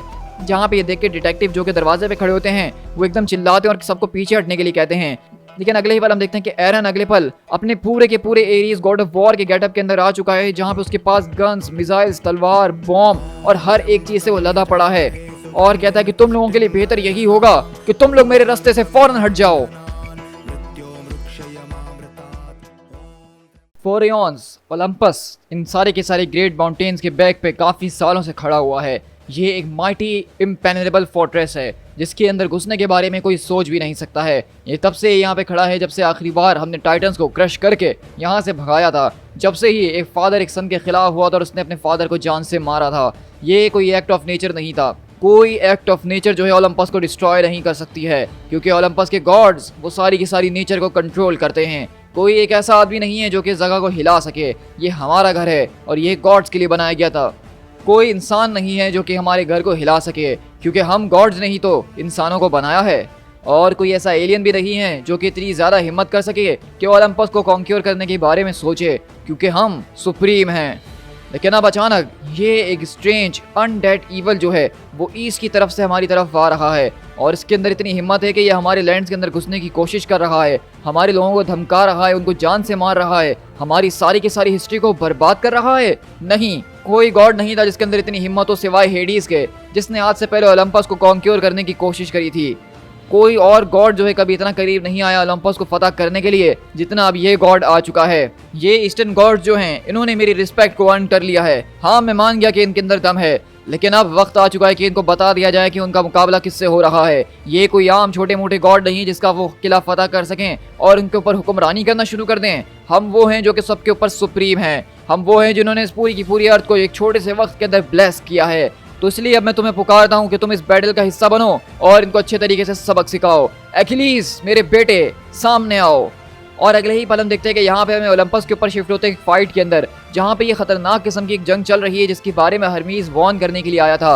और हम देखते हैं क्योंकि ज़्यूस की पुकार एरीज तो सुन नहीं रहा है, तो उन्होंने अपने दूसरे चैंपियन, अपने दूसरे वॉरियर बेटे एकिलीज को बुलाया है। और एकिलीज भी ग्रीक मिथोलॉजी के अंदर एक बहुत ही ज़्यादा ज़बरदस्त और फेमस वॉरियर है। और हम देखते हैं कि वो यहाँ पे सीधा इन सारी के सारी फोर्सेस के ऊपर कूदता है, जो कि बताया जा रहा है कि हमें ईस्ट की तरफ से आई हैं, यानी कि ये जापानीज गॉड की फोर्सेस हैं। और इसी तरह एकिलीज उनके सर को उनके धड़ से अलग करना शुरू करता है। लेकिन इसी पूरी की पूरी जंग से कहीं दूर हम देखते हैं कि एकिलीज के दो स्ट्रॉन्ग वॉरियर जो हैं वो यहाँ पे कमरे के अंदर किसी चीज़ की हिफाजत कर रहे हैं। और उसमें से एक सिपाही पूछता है, लगता है कि जंग शुरू हो गई है मेरे भाई, तो बताओ कि एरीज का बेटा कैसा है। और हम देखते हैं कि एरीज का जो बेटा एलेक्स था वो दरअसल इन लोगों के पास मौजूद है जिन्होंने इसको यहाँ पकड़ के रखा हुआ है। और कहता है कि सच कहूँ तो यार मुझे बच्चे कभी समझ में नहीं आए हैं, और ख़ासकर ये वाला, इस वाले के बारे में तो मैं कुछ कह नहीं सकता हूँ। बस ऐसा लग रहा है कि वो किसी तरह के शौक के अंदर है। और इस तरह हम देखते हैं कि एलेक्स बार बार अपने फादर का नाम बड़बड़ा रहा होता है। और अगले ही पल हम यहाँ से शिफ्ट होते हैं एरीज के पास, जो कि अब अपने पूरे के पूरे एरीज वाले गेटअप के अंदर आ चुका है। और वहीं से पुलिस वाले कहते हैं, ये तुम क्या कर रहे हो, हम तुम्हें आखिरी वार्निंग दे रहे हैं कि अपने गन्स को नीचे रखो और फौरन सरेंडर कर दो। लेकिन इसी तरह हम देखते हैं कि यहाँ पे एरीज उनकी कोई बात नहीं सुनता, तो वो सीधा जो है एरीज के ऊपर शूट कर देते हैं और उसके सीने के अंदर 4 बुलेट्स मारते हैं। और अगले पल हम देखते हैं कि डिटेक्टिव उसको चेक करने के लिए आता है, तो एरीज का इन छोटी मोटी गोलियों से कुछ नहीं बिगड़ने वाला। और अगले पल वो उठता है और उसकी बॉडी से खून टपक रहा होता है। और ये देख के वो सारे के सारे लोग डर जाते हैं कि आखिरकार ये हो क्या रहा है, हमने उसको गोलियां मारी लेकिन वो गिरा नहीं। लेकिन अगले ही पल हम देखते हैं कि एरीज यहाँ पे अपनी पिस्टल्स को निकालता और जबरदस्त तरीके से उन पुलिस वालों की जान नहीं लेता, लेकिन इस तरीके से मारता है कि वो अब दोबारा बंदूक की गोली चलाने के काबिल नहीं रहने वाले, क्योंकि वो उनकी उंगलियों को ही उड़ा देता है। और वो वहाँ पे डिटेक्टिव के दोनों घुटने फोड़ देता और कहता है, अगली बार मैं तुम्हारे सिर्फ टांगों को शिकार नहीं बनाऊंगा बल्कि तुम्हारे सर को बनाऊंगा। तुम्हारे वेपन्स को मैं तुमसे ज्यादा बेहतर तरीके से जानता हूँ, तो इसलिए अब मेरे रास्ते में आने की कोशिश भी मत करना। और अगले ही पल हम देखते हैं कि इसी तरह यहाँ पे एरीज उस गाड़ी के अंदर बैठता है पुलिस की और निकलने की तैयारी करता है और कहता है, मेरे फादर ज़्यूस, उन्होंने आवाज़ दी गॉड ऑफ वॉर को, लेकिन वो जवाब नहीं दे सका। और उसके बाद उन्होंने मेरे बेटे को मुझसे छीनने की कोशिश करी ताकि मेरे अंदर का गुस्सा जागे और मैं उनकी आवाज़ सुनते हुए आ जाऊं। लगता है कि उन्होंने जो सोचा था वो हो गया है, क्योंकि एरीज अब वापसी लौट कर आ चुका है, लेकिन वैसा नहीं जैसा ज़्यूस चाहते थे। मैं ओलंपिया लौट के वापसी ज़रूर जाऊंगा और उस पूरी की पूरी सिटी को अपनी रेत के अंदर जो हूँ बहा के रख दूंगा। वो चाहते थे एरीज, तो मैं उनको वही दूंगा जिससे वो हमेशा डरा करते थे। Let this chaos be a sign that the god of war has returned. इन पुलिस वालों को ऐसा लगता है कि मैं अपने बेटे के लिए खतरा हूँ, लेकिन ये फुलिश इडियट्स इस बारे में कुछ भी नहीं जानते हैं। मेरे रास्ते में आना इन लोगों के लिए भारी पड़ सकता है। ये इन लोगों के लिए अच्छा नहीं है कि ये लोग इस तरह से आते रहें, क्योंकि आज मैं कुछ भी हो जाए यहाँ पे रुक नहीं सकता हूँ। और इसी तरह हम देखते हैं कि एरीज बेसिकली यहाँ पे इन सारे के सारे पुलिस वालों से, इनकी चॉपर से, इनकी गाड़ियों से, हर चीज़ को बर्बाद तबाह करते हुए सीधा एलेक्स की तरफ उसको बचाने के लिए जा रहा होता है। और हम देखते हैं कि यहाँ पे एरीज ना कि उनसे सिर्फ गन से मुकाबला करता है, ना सिर्फ तलवार से, ना सिर्फ भालों से, ना सिर्फ एक्स से, बल्कि वो यहाँ पे मिसाइल, रॉकेट लॉन्चर, हर एक चीज़ उसके पास इस वक्त मौजूद है, जिसका इस्तेमाल करके वो सारी की सारी चीज़ों से अपनी जान छुड़वाता है। और इसी तरह हम देखते हैं कि वहाँ पे वो डिटेक्टिव वगैरह देख के एकदम पागल हो चुके होते हैं कि आखिरकार ये सब चल क्या रहा है, और वो और ज़्यादा बैकअप बुलाने की रिक्वेस्ट करते हैं। लेकिन वहीं से एरीज इस आग के अंदर खड़ा होता और कहता है, तुमने मेरे बेटे को किडनैप करा, ना कि मुझे आके फेस करा। फादर, तुम इतने ज्यादा बुज़दिल हो? देन कम ऑन, मेरे पास एक फाइट है जो कि मैं तुम्हारे लिए लेकर आ रहा हूँ। लेकिन वहीं से हम देखते हैं कि अगले पल आसमान के अंदर बिजली चमकती और आवाज़ आती है। गॉड्स की ज़बान से ऐसे अल्फाज सुनना अच्छे नहीं लगते हैं एरीज। तो वहीं से एरीज ऊपर देखकर कहता है, मैं कोई गॉड नहीं हूँ, यू एरोगेंट फक। मैं यहाँ पे ज़्यूस को मारने वाला हूँ और अपने बेटे को वापसी लेके रहूँगा। और अगले ही पल हम देखते हैं कि यहाँ पे कोई और नहीं बल्कि अकेलीस अपने लोगों के साथ पहुँचता है और कहता है कि ये कोई तरीका नहीं अपने फादर के बारे में बात करने का। मैं यहाँ पे तुम्हारे लिए एक रिक्वेस्ट लेकर आया हूँ, my patron Lord of war, जो मेरे पास उस ट्रॉय की जंग के अंदर आए थे जब मुझे उनकी ज़रूरत थी, जिन्होंने मेरा हमेशा ही साथ दिया अलग अलग बैटल्स के अंदर। तुम्हारी इस वक्त हम सबको ज़रूरत है एरीज। ओलंपस को उसके सबसे ख़तरनाक बेटे की इस वक्त ज़रूरत है। तो वहीं से एरीज बोलता है कि मैं एरीज का नाम बहुत सालों पहले ही दफना चुका हूँ अकेलीस। अगर वो चाहते कि एरीज वापसी लौटकर ओलंपस पर आए तो वो आएगा, लेकिन उनके साथ लड़ने के लिए नहीं बल्कि उनसे लड़ने के लिए। लेकिन अगले ही पल हम देखते हैं कि अकेलीस अपने हेलमेट उतारकर कहता है, ज़्यूस ने तुम्हारे बेटे को तुमसे छीना और तुम्हारे हाथों को फोर्स कर दिया, और मैं जानता हूँ कि ये बिल्कुल गलत है, लेकिन अगर तुमने हमारी बात को पहले सुना होता तो हमें ये सब करने की नौबत ना आई होती। तुम्हारा बेटा और हम सब के सब, सारे के सारे गॉड्स मर सकते हैं। ओलंपस की दीवारें अब डगमगा रही हैं, ऐसा लग रहा है कि वो किसी भी वक्त गिर सकती हैं। हम उसको रोकने की कोशिश कर रहे हैं, लेकिन वहाँ पे हमारे बहुत से लोग मरते ही जा रहे हैं हर सेकंड। और अगले पल हम देखते हैं कि अकेलीस का पूरा मुंह जो है उसके ऊपर एक खतरनाक किस्म का स्कार आ चुका है, यानी कि वो भी इस बैटल की वजह से बहुत थक चुका है। और ये देख के एरीज बोलता है कि क्या ये सब क्या हो रहा है। और अगले पल अकेलीस अपने घुटनों पर आकर कहता है कि हम आपको इज्जत देके आपसे ये पूछना चाहते हैं। हमने इज्जत के साथ हरमीज को भेजा था ताकि आप हमारी मदद के लिए आ सकें, लेकिन आपने ही हमारे हाथों को फोर्स करा एरीज। एसगार्ड जो है उसको डिस्ट्रॉय कर दिया गया है, सारे के सारे नॉर्थ गॉड्स वो मर चुके हैं, और अब एक अनसीन एनिमी जो कि ओलंपस के ऊपर अटैक कर रहा है, जिसको हमने पहले कभी नहीं देखा। इसके पास कुछ ऐसे खतरनाक किस्म के क्रिएचर्स हैं जिनको हमने कभी पहले नहीं देखा, और ना ही हमारा पहले कभी ऐसी चीज़ों से मुकाबला हुआ है। आखिरी बैटल के अंदर हम बहुत मुश्किल से अपने आप को बचा के यहाँ तक आए हैं। मुझे नहीं लगता कि हम ज़्यादा वक्त तक उन सारी की सारी आर्मी उसको रोक सकते हैं। ज़रा देखिए मेरी तरफ कि उन्होंने मेरा क्या हाल किया है। हाँ, मैं देख सकता हूँ कि तुम्हारे लड़कियों वाले लोग के साथ उन्होंने कुछ इंप्रूवमेंट कर दी है अकेलीस, क्योंकि तुम पहले काफ़ी ज़्यादा फेमिनिन लगते थे मुझे। मैं अपने बेटे के पास जाऊँगा और जाके दिखाऊंगा कि वहाँ पे ऐसा कौन सा दुश्मन है जो कि एरीज गॉड ऑफ वॉर के बेटे को नुकसान पहुँचा सकता है। और जब ये जंग खत्म होगी तो उसके बाद परहैप्स मेरा बेटा खुद जाके अपने ग्रैंडफादर के नड़ले को उखाड़ेगा और जो उन्होंने किया है उसकी बेइज्जती करके उसका बदला वो जरूर लेगा। तो अकीलीस बोलता है कि अगर ऐसी बात है तो ऐसा ही सही, हमें अब ये करना होगा। द बोर्ड्स ऑफ ज़्यूस जो है वो हमें सीधा उस फोर्ट्रेस के ऊपर ले जाएंगे जहाँ पे तुम्हारा बेटा तुम्हारा इंतजार कर रहा है। और इसी तरह हम देखते हैं कि अगले पल वहाँ आसमान से ज़्यूस के बोल्ट की वजह से एक ज़बरदस्त किस्म की बिजली गिरती है और वो सारे के सारे लोग यहाँ से टेलीपोर्ट होकर गायब हो जाते हैं। लेकिन हम अगले पल देखते हैं कि जब वो यहाँ टेलीपोर्ट होकर दोबारा उस जगह के ऊपर आते हैं तो अकीलीस बोलता है बाय द टाइटन्स ब्लड, पूरी का पूरा शहर अब गिर चुका है। आखिरकार यहाँ पे हो क्या रहा है, हमारे सारे के सारे वॉरियर ब्रदर्स वो तो मर चुके हैं। तो एरीज बोलता है कि मेरा बेटा कहाँ है, मुझे बस ये बताओ। तो अकीलीस बोलता है कि हरबीस तुम्हारे बेटे अलेक्जेंडर को यहाँ पे लेकर आया था ताकि जंग के बीच उसको जो है सेव रखा जाए, और मैंने अपने आदमियों को ऑर्डर दिया था कि वो तुम्हारे बेटे को आखिरी सांस तक डिफेंड करेंगे। लेकिन अगर यहाँ पे हर कोई गिर चुका है तो उसका मतलब ये है कि वो होर्ड जो कि ईस्ट से आए थे वो शायद सब कुछ खत्म कर चुके हैं। लेकिन एरीज अकीलीस का गला पकड़ लेता और कहता है कि मेरा बेटा कहाँ है। अकीलीस जरा पीछे देखिए, ये क्रिएचर्स अभी भी हमारे बीच ही मौजूद हैं। और अगले पल हम देखते हैं कि वो सारे के सारे लोग अभी यहाँ से गए नहीं हैं, बल्कि वो यहाँ पे इनके ऊपर अटैक करने के लिए आ रहे होते हैं। तो वहीं से एरीज बोलता है कि जाओ जाओ अपने फेट से खुद ही सामना करो अकीलीस, मैं इस बात की दुआ करता हूँ कि वो तुम्हें बीच में से चीर के रख दें। मेरी इस वक्त जंग सिर्फ जो है ज़्यूस के साथ है और किसी के साथ नहीं। तुम जाओ जाके अपने फेट को फेस करो अकीलीस, जो तुमने करना था वो तुम अब कर चुके हो। मैं यहाँ पे सिर्फ ज़्यूस से जंग करने के लिए आया हूँ और वही मेरे हाथों से स्विफ्टली मरेगा। लेकिन इसी तरह हम देखते हैं अगले पल अकीलीस चिल्लाता है कि एरीज आखिरकार तुम ये क्या कर रहे हो, एरीज तुम आखिरकार कहाँ जा रहे हो। यही वो सारे के सारे बीस्ट हैं जो कि तुम्हारे बेटे को तुमसे दूर लेकर गए हैं। वो मैं था जो कि इसको प्रोटेक्ट करने में फेल हो गया, लेकिन मैं इस बात की कसम खाता हूँ कि मैं तुम्हें आखिरी सांस तक सर्व करूंगा। जो तुम करने के लिए कहोगे मैं तुम्हारे पीछे पीछे बिना किसी सवाल के वो करूंगा। अब चाहे इसके अंदर तुम्हें अपने फादर से बदला लेने में मेरी मदद की जरूरत ही क्यों ना पड़े, उसके अंदर भी मैं तुम्हारा साथ जरूर दूंगा। और हम देखते हैं कि जब अकीलीस यहाँ पे एरीज से एक ज़बरदस्त किस्म की अलायंस का वादा करता है कि अब एरीज के लिए वो कुछ भी करेगा, चाहे वो कुछ भी करने का सोचे, तो अगले पल एरीज बोलता है all right for the old damn times then. और अगले ही पल हम देखते हैं कि वो अपने बैग से एक बड़ी सी मशीन गन निकालता और कहता है जैसा कि मैं तुम्हारे साथ ट्रॉय की जंग के अंदर खड़ा हुआ था तो आज भी मैं तुम्हारे साथ खड़ा हूँ अकीलीस। और अगले ही पल हम देखते हैं कि एरीज वहाँ पे ज़बरदस्त तरीके से गोलियां बरसाना शुरू करता है, साथ साथ वो ग्रेनेड सारे के सारे वेपन्स अपनी गन्स को चेंज कर करके उन सबको कुत्ते की मौत मार रहा होता है।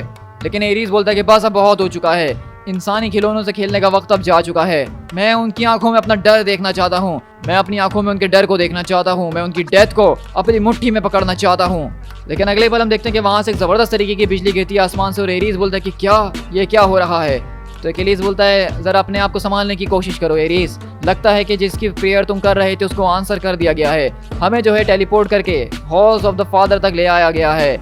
और हम देखते हैं कि यहाँ पे दरअसल कहीं और नहीं बल्कि यहाँ पे एरीज और सारी की सारी फोर्सेस सीधा ज़्यूस के चेंबर के अंदर पहुँचते हैं। और वहीं से हेरा आती है और कहती है कि एरीज मेरे बेटे हमें माफ कर देना, ओलंपस गिर रहा है, गॉड्स मर रहे हैं, लोगों को क्रश किया जा रहा है और हमारे स्ट्रेंज एनिमीज हमसे रुकने का नाम ही नहीं ले रहे हैं। ओह मेरे बेटे आखिरकार तुम कहाँ थे, हमें तुम्हारी मदद की ज़रूरत है, हम खो चुके हैं, हम हार रहे हैं मेरे बेटे, हमने तुम्हें अपने आप से अलग करके बहुत ही बड़ी गलती करी, तुमने अपनी ज़िंदगी में बहुत कुछ सहा है, हमें इस बात का ख्याल है कि तुम हमसे किस तरीके से रूठ गए थे, हमने अलेक्जेंडर को तुमसे छीना और ये हमारी बहुत ही बड़ी गलती थी। लेकिन हम क्या करें, एक खतरनाक किस्म का ईविल जिसका नाम मीका गोशी है वो यहाँ पे अकीलीस से भी अब नहीं रुक पा रहा है और वो सब कुछ बर्बाद करते ही जा रहा है। लेकिन यहीं से एरीज गुस्से में उधर कहता है कि अपना मुंह बंद करके रखो हेरा, तुमने मेरे बेटे को मुझसे चुराया। और अगले पल एरीज अपनी तलवार सीधा अपनी माँ की गर्दन पर रख देता है। लेकिन वहीं से हरकुलिस आके उसको पीछे से संभालता और कहता है एरीज बस सब बहुत हो चुका है, हम तुम्हें बहुत देर से पुकारने की कोशिश कर रहे हैं और अगर तुमने हमारी बात को सुना होता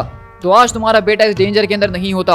अगर तुम हमारी मदद को पहले आ चुके होते तो ये सारे के सारे लोग जो हैं हमारे लोगों को इस तरह जानवरों की तरह ना मारते। तुम सिर्फ एक सेल्फिश एनिमल हो और कुछ भी नहीं, तुम्हें सिर्फ अपने बेटे की परवाह और किसी की नहीं। लेकिन वहीं से एरीज बोलता है तुम्हारी इतनी हिम्मत कि तुम मुझे एक जानवर बुलाओ, हरकुलिस जो कि आधा गॉड और आधा इंसान है, मैं तुम्हें जान से मार डालूंगा मेरे लिटिल ब्रदर, तुम मेरे सामने हो ही क्या। लेकिन वहीं से हम देखते हैं कि हरकुलिस बोलता है कि तुम इस काबिल नहीं हो कि तुम्हारे रगों के अंदर मेरे फादर का ब्लड दौड़े। लेकिन अगले पल वहां से जोरदार बिजली गिरती और आवाज आती है कि बस बहुत हो चुका है मेरे बेटे, मैं जानता हूँ कि मैंने तुम्हारे साथ बहुत ज़्यादा गलत करा है, हम सब ने ही तुम्हारे साथ गलत किया है, लेकिन इस वक्त मैं सिर्फ तुम्हारी मदद को पुकारता हूँ और मैं इस बात की गलती मानता हूँ कि जो मैंने कदम उठाए तुम्हारे बेटे को तुमसे दूर करके वो गलत किया और अब तुम्हारे बेटे को वो मॉन्स्टर हमसे छीन के ले गया है और इसीलिए अब हमें तुम्हारी मदद की सबसे ज़्यादा ज़रूरत है। तुम हमारे खिलाफ काफ़ी बार गए हो, तुमने हमसे काफ़ी बार नफरत करी है, लेकिन ये सारी की सारी नफरत के बीच तुमने खुद ही अपने अंदर बोए थे, ये सब हमने नहीं किया था। हमने अलेक्जेंडर को तुमसे इसीलिए छीना क्योंकि हम इस बात की उम्मीद कर रहे थे कि हम तुम्हें अपने पास वापसी हासिल कर लेंगे। लेकिन मैं इस बात को मानता हूँ कि हमारे इन एक्शंस की वजह से सिर्फ गलती हुआ है और कुछ भी नहीं। लेकिन इतने सालों से जब तुम वहाँ इंसान बन के वहाँ पे रह रही थी तो मैं तुम्हें ऊपर से देखा करता था। इन पिछले कुछ सालों के अंदर तुमने बहुत कुछ सीखा है, जैसा कि मेरे बेटे हरकुलिस और ओडिन के बेटे थॉर को जब अर्थ के ऊपर भेजा गया तो उन्होंने इंसानियत को सीखा, और तुम भी उस इंसानियत को काफी अच्छे तरीके से सीख रहे थे मेरे बेटे। लेकिन अगले ही पल हम देखते हैं कि एरीज यहाँ पे अपने फादर के मुंह पे एक जोरदार पंच मारता है, यानी ज़्यूस के मुंह पे, माइटी ज़्यूस के मुंह पे। और ये देख के हरकुलिस बोलता है कि तुम्हारी इतनी हिम्मत। लेकिन हम देखते हैं कि ज़्यूस वहाँ पे हरकुलिस को ही बिजली का झटका देते और कहते हैं कि मैंने तुमसे कहा नहीं कि अपने हाथों को अपने भाई से दूर रखो। और हरकुलिस बोलता है कि तुम हम सबको बर्बाद कर रहे हो, हम सबको। फादर, आपको उसके सामने इस तरह से भीख नहीं मांगनी चाहिए, वो एक एरीज तो है, वो इसके अलावा और कर भी क्या सकता है। लेकिन हम देखते हैं कि वहीं से ज़्यूस जो हैं वो अपने बेटे के पैरों के नीचे आ चुके होते हैं और कहते हैं कि मैं तुमसे भीख मांगता हूँ मेरे बेटे। मैंने आज से पहले कभी किसी इंसान या किसी देवता से भी भीख नहीं मांगी है, लेकिन मैं तुमसे माफ़ी की भीख मांगता हूँ कि मैं अपनी एरोगेंस के अंदर अंधा हो चुका था। मैंने तुम्हारे बेटे को तुमसे दूर करके गलत करा, जो कुछ भी मैंने तुम्हारे साथ करा वो सब गलत था। लेकिन अब तुम्हें हमारे पास वापसी आना ही होगा इस फैमिली को बचाने के लिए। मैं तुमसे इस बात की भीख मांगता हूँ कि तुम अपने फादर और अपने ब्रदर के साथ मिल के खड़े हो, ताकि हम उस पूरे के पूरे खतरे को जो ईस्ट से आया है उसको डिफीट कर सकें और तुम्हारे बेटे को जल्द से जल्द वापसी लेकर आ सकें। लेकिन इसी के बाद हमारी कहानी जो है वो the lands of the eastern dead, जहाँ हम देखते हैं कि यहाँ पे हर तरफ सन्नाटा छाया हुआ है। और ये जगह कोई और नहीं बल्कि वो जगह है जहाँ पे लॉर्ड मिकाबोशी मौजूद है, जो कि जापानीज गॉड्स का एक बड़ा गॉड है। और हम देखते हैं कि बाकी के सारे जो दूसरे इस पैंथियन के गॉड्स हैं वो भी मिकाबोशी से बातें कर रहे होते हैं और कहते हैं कि किस तरीके से ये जो कुछ भी वो कर रहा है ये ठीक नहीं कर रहा है। वो इस बच्चे को यहाँ पे चुरा के ले आया है और ये एक बहुत ही छोटी हरकत है। लेकिन उसमें से कुछ गॉड्स ये भी कह रहे होते हैं कि ये बच्चा कोई आम बच्चा नहीं है, बल्कि एरीज गॉड ऑफ वॉर का बच्चा है और उसका इस्तेमाल करके तुम पूरे के पूरे ओलंपस को हासिल कर सकते हो। लेकिन इसी तरह हम देखते हैं कि अगले पल यहाँ पे एलेक्स उठता है और कहता है मेरा सर, डैड आखिरकार कहाँ हैं आप। लेकिन हम देखते हैं कि वहाँ पे एक अजीब व गरीब सा आदमी आता और कहता है तुम्हें परवाह करने की कोई ज़रूरत नहीं है, तुम यहाँ पे हो और मैं तुम्हें सेफ रखूँगा अलेक्जेंडर। क्या? लेकिन आप हैं कौन और ये मैं कहाँ पे हूँ? ये लो, इसको पी लो, इसको पी के तुम्हें बेहतर महसूस होगा। तुम्हें जो है एक ईविल आदमी ने पकड़ लिया था, लेकिन हम तुम्हें बचा के यहाँ पे ले आए हैं। Evil man? मुझे कुछ समझ में नहीं आ रहा कि आप ये क्या बातें कर रहे हैं, मेरे फादर कहाँ हैं? तो आदमी कहता है कि इसको पी लो अलेक्जेंडर, और तुम्हें ये नहीं पूछना चाहिए कि तुम्हारे फादर कहाँ हैं, बल्कि तुम्हें ये पूछना चाहिए कि तुम्हारे फादर कौन हैं। क्या ये आप क्या कह रहे हैं? और इसको पी के मुझे अजीब सा महसूस क्यों हो रहा है? चलो मुझे ये बताओ कि तुम अपने फादर के बारे में क्या जानते हो, या फिर उनके फादर के बारे में, या उनकी मदर के बारे में, या तुमने कभी उनसे ये पूछा है कि वो आए कहाँ से हैं और तुम कहाँ से आए हो? अब देखो, मुझे तुम्हें इस वक्त जो है ऐसे कड़वे सच बताने होंगे जिनको तुमने कभी सोचा नहीं होगा कि तुम्हें पता भी चलेंगे, लेकिन ये सच बताना तुम्हारे लिए बहुत ही ज़्यादा ज़रूरी है ताकि तुम्हारा माइंड और तुम्हारा दिल वो क्लियर हो सके और तुम सोच सको कि तुम्हें आगे क्या करना है। तो एलेक्स का हम देखते हैं कि वो पूरी की पूरी ड्रिंक पीने के बाद सर चकराना शुरू कर देता है और कहता है कि मैं अपने फादर से बहुत प्यार करता हूँ और वो भी मुझसे बहुत प्यार करते हैं। तो वो आदमी कहता है कि तुम आखिरकार ये सब कैसे जानते हो? तुम तो सिर्फ एक बच्चे हो ना, और आज तक तुम्हारे फादर ने तुमसे जो कुछ भी कहा है वो सिर्फ झूठ ही तो है। तो तुम ये कैसे जान सकते हो कि वो तुमसे सच में प्यार भी करते हैं कि नहीं? क्योंकि तुम्हारी सारी की सारी जिंदगी तो वो तो सिर्फ एक झूठ है। इस चीज़ को अच्छी तरीके से पियो ताकि मैं तुम्हें सच दिखा सकूं। तुम्हारे फादर एक गॉड है अलेक्जेंडर, और इसी वजह से तुम यहाँ पे हो। तुम्हारे फादर जिनका असली नाम एरिस गॉड ऑफ वॉर है, और तुम्हारे फादर के फादर जो कि gods of the all gods हैं उनका नाम ज़्यूस है। तुम्हारे फादर ने तुम्हारे ग्रैंड फादर ज़्यूस के खिलाफ बहुत टाइम पहले एक वॉर को वेज करा था, और ज़्यूस खुद जो हैं उन्होंने भी काफ़ी साल पहले अपने फादर से लड़ाई करने के बारे में सोचा था, और उन्होंने उस फाइट के अंदर अपने फादर यानी क्रोनोस को जान से मार भी दिया था। और रही बात क्रोनोस की, तो क्रोनोस ने भी उससे पहले अपने फादर उरोनोस को मारा था। देखो, अगर आसान लफ्ज़ों में कहूँ तो पूरी की पूरी ओलंपियन गॉड्स के अंदर ये हिस्ट्री चलते हुए आई है कि एक बेटा ही अपने बाप को मार के उसकी जगह को लेता है। तुम्हारे फादर जो हैं एरीज हैं, और तुम्हें क्या लगता है कि तुम्हारे फादर का असली लव क्या है? तुम्हें लगता है कि तुम अपने फादर का असली लव हो, वो तुम्हें सबसे ज़्यादा प्यार करते हैं, लेकिन वो अपने बेटे से सबसे ज़्यादा प्यार नहीं करते हैं। वो सबसे ज़्यादा प्यार करते हैं मौत और वॉर से। उनको बहुत ज़्यादा अच्छा महसूस होता है जब उनके हाथों के ऊपर गरम गरम खून लगता है। लेकिन एरीज को इन सारी की सारी बातों का एहसास होना शुरू हुआ, उसको इन सारी की सारी चीज़ों के ऊपर शर्मिंदगी महसूस हुई, और इसलिए उसने अपनी फैमिली से सारे के सारे ताल्लुक़ ख़त्म कर दिए और अपने नाम को बदलने का सोचा। वो एक कुत्ते की तरह छुपना शुरू हो गया और अपनी ही दुम से डर रहा था। उसकी सारी की सारी जिंदगी जो वो जी रहा था वो सिर्फ एक झूठ थी। तो अब मुझे ये बताओ कि आखिरकार जब उसकी ये सारी की सारी जिंदगी ही झूठी है तो वो तुम्हें सच में प्यार कैसे कर सकता है? लेकिन इसी तरह हम देखते हैं कि वहाँ से एलेक्स बोलता है कि मुझे मेरे डैडी चाहिए, मुझे मेरे डैडी चाहिए। लेकिन वहीं से वो खतरनाक किस्म का इंसान बोलता है, जरा अपने दिल के अंदर झाँक के देखने की कोशिश करो और तुम्हें सब नजर आएगा। जैसा ज़्यूस अपने ईविल फादर के खिलाफ गए थे और उनको जान से मार डाला था, अब तुम्हें भी बिल्कुल वैसा ही करना होगा। तुम्हारे फादर जो है वो मर चुके हैं, वो आदमी थे ही नहीं जिसको तुम एरन के नाम से जानते हो। वो सब कुछ एक झूठ था अलेक्जेंडर, और तुम्हें उनको अब खत्म करना ही होगा। और हम देखते हैं कि यहाँ पे ये जो आदमी है ये एलेक्स को ज़बरदस्त तरीके से उसको वो ड्रिंक पिला के इसके माइंड को वॉश कर रहा है, उसको खुद ही अपने फादर के खिलाफ करने की कोशिश कर रहा है। तो वहीं से एलेक्स बोलता है कि नहीं नहीं, ये सब झूठ है, मैं मरना चाहता हूँ, तुम मुझसे झूठ बोल रहे हो, ये नहीं हो सकता है। नहीं नहीं नहीं, ये तुम क्या बातें कर रहे हो, तुम्हें मरने की ज़रूरत नहीं है, बल्कि तुम्हें ज़रूरत है रीबॉर्न होने की। अब सो जाओ मेरे बच्चे, अब सो जाओ पुअर बॉय, क्योंकि अब जब तुम उसके बाद उठोगे तो तुम्हारा एक नया रूप हमारे सामने आने वाला है। Sleep and awaken fresh Ares, my god of war. सो जाओ और दोबारा से जागो एरीज, मेरे नए गॉड ऑफ वॉर। और हम देखते हैं कि दरअसल ये आदमी कोई और नहीं बल्कि वही खतरनाक किस्म की बीइंग अमात्सु मिकाबोशी है, जो कि दरअसल एलेक्स को जो है उस जगा रहा है और उसकी सारी की सारी गॉडली पावर्स को उसके अंदर से निकाल रहा है, और उसको वो अपना नया गॉड ऑफ वॉर बनाना चाहता है, जिसका इस्तेमाल करके वो एरीज और सारे के सारे ओलंपियन गॉड से मुकाबला करेगा। तो आप मुझसे इस वक्त भीख मांग रहे हैं कि मैं आपका साथ देना शुरू कर दूं, जबकि आप ही वो शख्स है जिसने मेरे बेटे को मुझसे चुराया, और चुराने के बाद उसको सही तरीके से महफूज रख भी ना सके, और अब वो दुश्मनों के हाथों में लग चुका है। और इस सब के होने के बावजूद भी आप चाहते हैं कि मैं आपको ज्वाइन करूं? हाँ मेरे बेटे, मैं जानता हूं कि मुझसे बहुत ही बड़ी गलती हुई है, मैंने ये गलती जो करी इसकी कोई माफ़ी नहीं है, लेकिन फिर भी मैं इस बात की माफ़ी मांगता हूँ कि जो कुछ भी मैंने तुम्हारे साथ करा है एरीज, मुझे माफ़ कर दो। यू वीक ओल्ड फूल, आपकी वजह से ही मेरे अंदर इतनी ज़्यादा नफरत भरी हुई है। और इसी तरह हम देखते हैं कि यहाँ पे एरीज जो है वो अपने फादर ज़्यूस को दोबारा से उठा के पीछे फेंकता है, और वहीं से सारे के सारे लोग बोलते हैं कि गार्ड्स इसको फौरन से पकड़ लो। नहीं, एरीज के खिलाफ अब कोई भी हाथ नहीं उठाएगा, यही हमारी उम्मीद की आखिरी किरण है, और हम इसको अपने से दूर नहीं कर सकते हैं। तो वहीं से हरकुलिस आता कहता है कि फादर आपको ये सब करने की जरूरत नहीं है, मैं ओलंपस की दीवारों को गिरता हुआ देख सकता हूँ, लेकिन अपने फादर को इस तरह किसी कुत्ते के सामने भीख मांगता हुआ कभी भी नहीं। तो ज़्यूस बोलते हैं और इसी वजह से तो मैं यहाँ पे उससे माफ़ी मांग रहा हूँ हरकुलिस, क्योंकि हमने अपने एरोगेंस के अंदर उसको अपने से दूर करने की कोशिश करी है, हमने एरीज को हमेशा अपने से दूर और अलग करने के बारे में ही सोचा है, और अब पूरा का पूरा ओलंपस और उसके साथ साथ उसके बेटे का फेट एक साथ जुड़ चुका है। क्या तुम लोगों को ये बात नज़र नहीं आ रही है? तो वहीं से एरीज बोलता है, तो ये मिकाबोशी जो कि हमारी दीवारों के ऊपर अटैक कर रहा है, क्या उसी के पास मेरा बेटा मौजूद है? हाँ तुम ठीक समझ रही हो, अगर ऐसी बात है तो फिर ठीक है, मैं इस बार आपके साथ खड़ा होता हूँ मेरे फादर, लेकिन इस बात को याद रखिएगा कि एक बार मैं मिकाबोशी को क्रश करके रख दूँ, उसके बाद मेरी सारी की सारी अटेंशन वो आपकी तरफ आ जाएगी। वेरी वेल मेरे बेटा, जैसा तुम कहो बिल्कुल वैसा ही होगा। हरकुलिस एरीज को फौरन से बताओ कि अब तक हम लोग क्या कुछ करते आए हैं। तो हरकुलिस बोलता है कि फादर मुझे नहीं लगता कि हमें। हरकुलिस प्लीज़, अब मैं तुमसे ये बात दोबारा नहीं कहूँगा।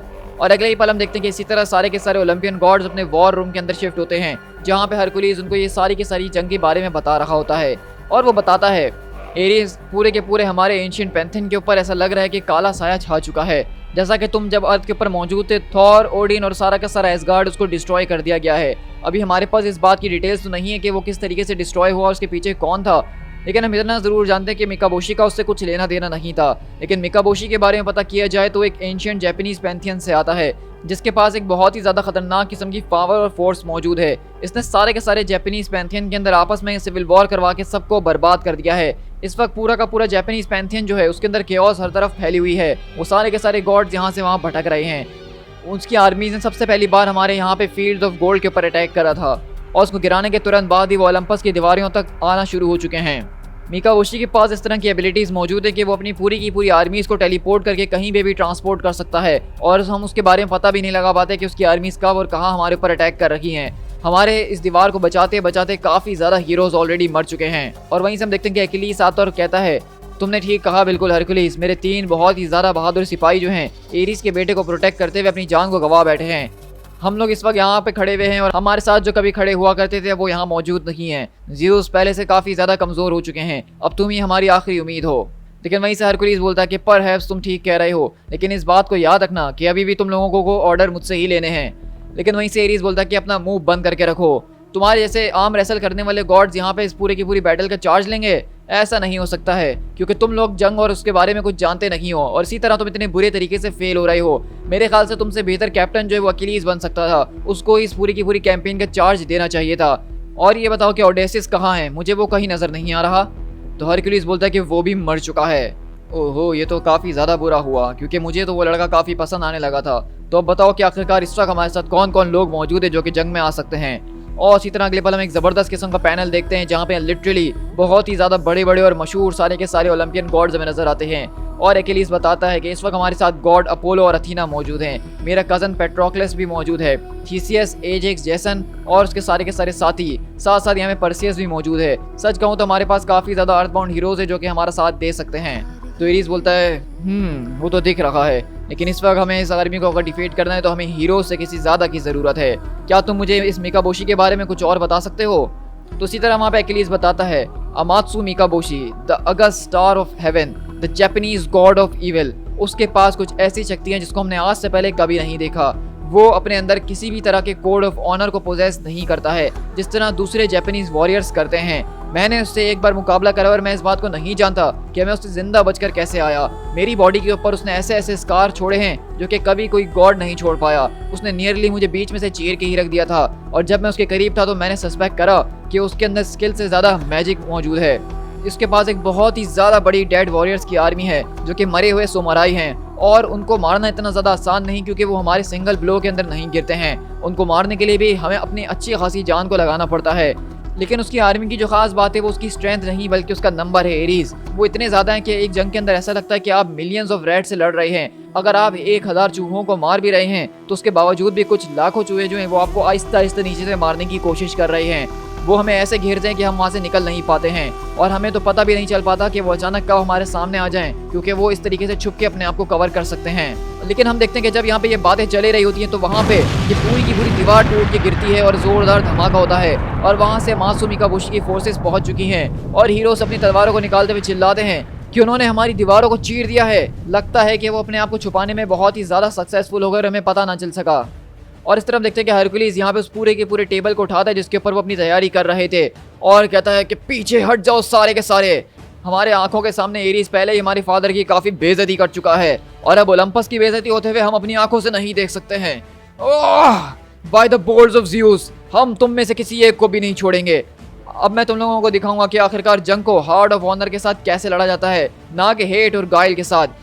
यहाँ तक कि हेरा ने भी अपने तरीकों को बदल लिया जंग करने के। लेकिन तुम्हें लगता है एरीज कि तुम अपने सही तरीके से लड़ते हो? नहीं, अब बस अब बहुत हो चुका है। और अगले पल हम देखते हैं कि हरकुलिस को ये सारी की सारी चीजें देख के बहुत ही ज्यादा गुस्सा चढ़ चुका है और वो उस पूरे के पूरे टेबल को उठा के सारे के सारे लोगों को उठा के बाहर फेंकता है और सीधा मैदान के जंग में कूदता है और चिल्लाता है फॉर अलेक्जेंडर। और ये देख के एरीज भी मुस्कुराता और कहता है कि ये हुई ना बात। इसी तरह हमारी कहानी एक शिफ्ट होती है एक ऐसे के ऊपर जो कि अलेक्जेंडर ने अपनी 3rd क्लास में लिखा था और ऐसे का नाम था माई हीरो, जिसके अंदर वो कुछ इस तरीके से कहता है मैं अपने फादर को अपना हीरो चुनता हूँ, इसीलिए नहीं कि वो काफ़ी बड़े और स्ट्रॉन्ग हैं, वो काफ़ी ज़्यादा स्मार्ट भी हैं और उनको हिस्ट्री से काफ़ी ज़्यादा प्यार है। उनके पास कुछ पुराने और ज़बरदस्त तरीके के वेपन्स का कलेक्शन भी है। उनके पास एक ज़बरदस्त तरीके का बेसबॉल जैसा बैट है जो कि एंशिएंट ग्रीस से आया है और ऐसा देखने से लगता है कि वो किसी किस्म का भाला है। उनके पास एक रोमन हेलमेट भी मौजूद है जिसके ऊपर जबरदस्त किस्म का डेंट भी है। उनके पास स्पेयर्स हैं जिनको देख के ऐसा लगता है कि उनको बहुत बुरी तरीके से जलाया गया है। उनके पास कुछ ऐसे वेपन्स हैं जिनको वो कहते हैं कि वो मिडिल ईस्ट और यूरोप के हैं। इसके अलावा उनके पास एक टूटी हुई तलवार भी है जिसको वो मजाक मजाक में कहते हैं कि यही तो ओरिजिनल एक्सकैलिबर है। उनके पास कुछ बंदूकें भी मौजूद हैं लेकिन उन्होंने उसको लॉक करके रखा हुआ है। उनके पास कुछ मेडल्स भी मौजूद हैं। उनके पास एक अमेरिकन इंडियन एक्स भी मौजूद है। लेकिन ये वो वजह नहीं है जिसकी वजह से मुझे अपने फादर पसंद हैं, बल्कि मुझे अपने फादर इसलिए पसंद है क्योंकि वो मुझसे कभी झूठ नहीं बोलते हैं। वो हमेशा मुझसे ऑनेस्ट रहते हैं और वो मुझसे तब भी झूठ नहीं बोलते जब मैं उनसे मुश्किल सवाल करता हूँ। और इसी तरह हम देखते हैं कि बेसिकली अलेक्जेंडर यहाँ पे इस पूरे के पूरे माया जाल के अंदर फंसा हुआ है जो कि मिकाबोशी उसको पिला पिला के फंसाने की कोशिश कर रहा है और वो चिल्लाता है कि फादर आप कहाँ हैं। लेकिन मिकाबोशी बोलता है हाँ एलेक्स, तुम्हारे फादर ने बहुत ही टेरिबल चीज़ें करी हैं जिसके बारे में तुम अभी ख्वाब देख रहे थे। वो तुमसे प्यार करते हैं, उनको ये सब करने में काफ़ी ज़्यादा मज़ा आता है, वो इसी के लिए तो बने हैं। लेकिन तुम्हें सब के बारे में कैसे पता? ये जो मैं तुम्हें पीने के लिए दे रहा हूँ उसको पीते रहो। इसके ज़रिए तुम स्ट्रॉन्ग होगे और तुम सच्चाई को बेहतर तरीके से देख पाओगे। तुम वो देख पाओगे जो कि तुम्हें दिखाया नहीं जाता है, जो तुमसे छुपाया जाता है। क्या तुम मुझ पर ट्रस्ट करते हो? और उसी तरह एलेक्स बोलता है कि हाँ। और वो हम देखते हैं कि दोबारा से उस पूरी की पूरी ड्रिंक को पीना शुरू करता है और मिकाबोशी उसको अपने साथ लेके चलता है और कहता है कि आओ मेरे साथ, मैं यहाँ पे तुम्हें कुछ दिखाना चाहता हूँ। ऐसा कहा जाता है कि जिस जिंदगी के अंदर हम मौजूद हैं उस जिंदगी को हमने ही किसी वजह से चुना है एलेक्स। ये बात कोई कोइंसिडेंस नहीं है कि तुम्हारे फादर वो तुम्हारे फादर हैं और तुम उनके बेटे हो। मुझे कुछ समझ में नहीं आ रहा इससे क्या मतलब है आपका। तो मिकाबोशी बोलता है देखो ये तुम्हारी किस्मत के अंदर मौजूद था कि तुम्हें ही अपने फादर की रेन ऑफ टेरर को रोकना होगा। एक ऐसे तुम ही इंसान हो जो कि अपने फादर को रोक सकता है और उसके लिए तुम्हें उनके जैसा ही बनना पड़ेगा। जैसा कि तुम्हारे दादा ने अपने बाप को मारा, इसी तरह अब तुम्हारा वक्त आ चुका है कि तुम अपने बाप को मार के उनकी जगह को हासिल कर लो। तुम्हें अब गॉड ऑफ वॉर बनना ही होगा। तो एलेक्स बोलता है कि क्या, ये तुम क्या कह रहे हो? क्या तुम इसको महसूस नहीं कर सकते हो कि यही तो सही चीज़ है एलेक्स? आओ मेरे साथ और तुम्हें डरने की बिल्कुल भी ज़रूरत नहीं है। और अगले पल हम देखते हैं कि मीका बोशी उसको पूरा का पूरा आर्मर पहना देता है। तो एलेक्स बोलता है कि क्या ये सब क्या हो रहा है, ये सब कैसे हो रहा है, मुझे कुछ समझ में नहीं आ रहा, मैं कभी भी ये नहीं करना चाहता हूँ। तो मीका बोशी बोलता है कि तुम्हें ये सब करने की ज़रूरत भी नहीं है, तुम चाहो तो इससे बेहतर कर सकते हो। तुम्हें सिर्फ सिंपली उनको रिप्लेस नहीं करना है, बल्कि गॉड ऑफ वॉर के टाइटल को जो है रीडिफाइन करना है। तुम वो बन सकते हो जो कि सारी की सारी जंगों को खत्म कर सकता है। तुम वो बन सकते हो जो कि हर जगह के ऊपर पीस लेकर आ सकता है। मुझे कुछ भी समझ में नहीं आ रहा कि तुम मुझसे क्या बातें कर रहे हो। ये सब कुछ जो तुम कर रहे हो ये ठीक नहीं है। तुम झूठ बोल रहे हो, मेरे फादर कभी ऐसा कुछ कर ही नहीं सकते हैं। लेकिन वहीं से मीका बोशी उसके सर के ऊपर हाथ रखकर कहता है, एलेक्स मेरे ख्याल से तुम्हें बैठ जाना चाहिए, तुम सही नहीं लग रहे हो। अब जाओ और थोड़ा आराम कर लो। मुझे माफ़ करना, मुझे ऐसा लगा कि तुम शायद इसके लिए तैयार हो चुके हो, लेकिन लगता है कि तुम्हें अभी इसको और ज़्यादा हमें पिलाना होगा। और हम देखते हैं कि मीका बोशी बेसिकली वहाँ पे एलेक्स को अपना ही एसेंस जो है वो मिला के पिला रहा है और उसको ईवेल करने की कोशिश कर रहा है, और उसको वो और ज़्यादा पिला के उसको अपने वश में करते ही जा रहा है। At the walls of Olympus, जहाँ हम देखते हैं कि पूरी की पूरी ओलंपस की दीवार गिर चुकी है और अमासु मीका बोशी के लोग उस दीवार के बड़े बड़े पीसेस को उठा के ज़बरदस्त तरीके से जला के ओलंपस की दीवारों और उसके महल के ऊपर फेंक रहे हैं। और वहीं से हरकुलिस बोलता है कि by the Zeus grey beard, सारे के सारे लोग अपने आप को बचाओ करो। और अगले पल हम देखते हैं कि वहीं पे हरकुलिस उस पूरे के पूरे गोले को अपने हाथ से पकड़ता है और दूर फेंकता है। और इसी तरह हम देखते हैं कि एरीज वहाँ से सारे के सारे लोगों को ऑर्डर्स दे रहा होता है कि किस तरीके से वो भी अपने गोलों को फेंकना यहाँ पे शुरू करते हैं। लेकिन वहीं से एरीज आता और कहता है, लगता है कि इन डीमंस को आग से खेलने का बहुत दिल चाह रहा है ना। एरीज, ये आप क्या कर रहे हैं? हाँ, अगर वो आग से खेलना चाहते हैं तो फिर मैं उनको आग ही दूंगा। और अगले ही पल हम देखते हैं कि एरीज यहाँ पे उस पूरे के पूरे आग को उठा के अपनी पूरी की पूरी बॉडी के ऊपर गिरा के उसको जलाना शुरू कर देता है और कहता है, हरकुलिस मेरी आवाज को सुनो। हरकुलिस, कहाँ हो तुम हरकुलिस? और वहीं से हरकुलिस पीछे पलटकर कहता है कि आखिरकार ये सब चल क्या रहा है। तो एरीज जो कि इस वक्त पूरा का पूरा जल रहा है वो कहता है, हरकुलिस मुझे उठा के दूर फेंको, मुझे दूर फेंको जितना दूर तुम फेंक सकते हो। आखिरकार मैं भी तो देखूं कि तुम्हारे इस हाफ गॉड हाथों के अंदर कितनी ज्यादा ताकत मौजूद है। तो वहीं से हरकुलिस बोलता है, ग्लैडली वॉर डॉग, जैसा तुम चाहो। और अगले पल हरकुलिस यहाँ पे एरीज की टांग पकड़ता है और सीधा उसको घुमाते हुए उस पूरे के पूरे बैटल के अंदर फेंकता है, जहाँ पे एरीज जलता हुआ लिटरली उन सारे के सारे लोगों के ऊपर अपनी बुलेट से अटैक करना शुरू करता है और कहता है कि आओ मेरी तरफ, मैं तुम्हें दिखाता हूँ कि मैं कौन हूँ। जैसा कि मेरा नाम है Aries the god of war, तो इसलिए ये आग अब तुम्हें जला के राख कर देगी। और हम देखते हैं कि एरीज यहाँ पे बिल्कुल पागल हो चुका है इस पूरे के पूरे रेज के अंदर। और हरकुलिस कहता है कि इसका तो दिमाग खराब ही हो चुका है। जब वहाँ पे एरीज उस पूरे के पूरे रेज के अंदर चल रहा था तो वहाँ पे एक और ऐसा गॉड मौजूद था जिसकी लाइट फेड हो रही थी, क्योंकि हम देखते हैं कि यहाँ से हम सीधा ज़्यूस के पास शिफ्ट होते हैं और न जाने यहाँ पे ऐसा क्या हुआ है जिसको हमें बताया नहीं गया। लेकिन हम देखते हैं कि ज़्यूस की हालत काफ़ी ज़्यादा ख़राब है, उनकी आंखों और उनके मुंह से खून आ रहा है और कहते हैं कि कैसे, आखिरकार तुम ये कैसे कर सकते हो, इतने सालों में आज तक कोई ऐसा ना कर सका। और हम देखते हैं कि यहाँ पे बेसिकली ज़्यूस का सीना चीर दिया गया है और उनके सामने अमात्सु मीका बोशी खड़ा हुआ कहता है, आज से पहले आज तक तुमने असली पावर को चखा ही कब है Zeus, bleed out gods of gods. एक बार मैं तुम्हारा काम तमाम कर दूं, उसके बाद तुम्हारा पूरा का पूरा पैंथियन वो बहुत आसानी से मैं खाक में मिला दूंगा। और इसी तरह हम देखते हैं कि यहाँ पे बेसिकली अमात्सु मीका बोशी पूरे के पूरे अपने हाथ को ज़्यूस के सीने में घुसा के उसके सीने को चीर चुका है। लेकिन इसी तरह हमारी कहानी यहाँ से सीधा जो है वो कुछ टाइम पहले शिफ्ट होती है, जहाँ हम देखते हैं कि अभी इस वक्त जो है ज़्यूस यहाँ पे मौजूद है और वो सीधा अपने बादलों के ऊपर राइड करते हुए, बिजली गड़गाते हुए इन सारे के सारे दुश्मनों से मुकाबला करते हैं और कहते हैं कि आर्चर्स, अपनी सारी की सारी फायर को कॉन्सेंट्रेट करो सेंटर के अंदर, उनके कमांडर्स को टेक आउट करो, उनमें से कोई भी बचना नहीं चाहिए, प्रिपेयर टू चार्ज।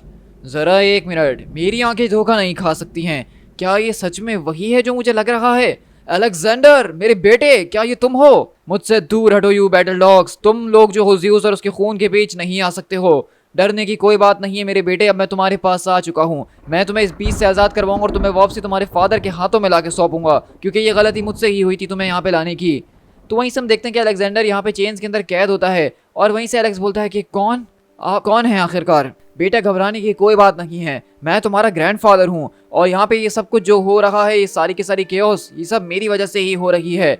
लेकिन इस वक्त तुम मेरे हाथों के अंदर मौजूद हो और इस वक्त ऐसी कोई फोर्स नहीं है जो कि तुम्हें मेरे इन हाथों से छीनने की हिम्मत भी कर सके, क्योंकि मैं हूँ Zeus the gods of the gods, और मैं ही आज के दिन वो शख्स साबित होऊंगा जो कि तुम्हें वापसी तुम्हारे फादर के आर्म्स तक लेके जाएगा। और इसी तरह हम देखते हैं कि एलेक्स वहाँ पे बेसिकली ज़्यूस से गले मिलकर कहता है सच में ग्रैंडफादर, आप तो बहुत ही ज्यादा बढ़िया हैं, मुझे सच में आपसे प्यार है ज़्यूस। लेकिन अगले ही पल हम देखते हैं कि दरअसल वो वहाँ पे अलेक्जेंडर नहीं बल्कि अमिकाबोशी होता है, जो कि यहाँ पे ज़्यूस को ट्रिक करता है और अगले पल अपने जबरदस्त किस्म के बड़े बड़े टेंटिकल ज़्यूस की छाती के अंदर घुसा देता है और कहता है कि I love you to death.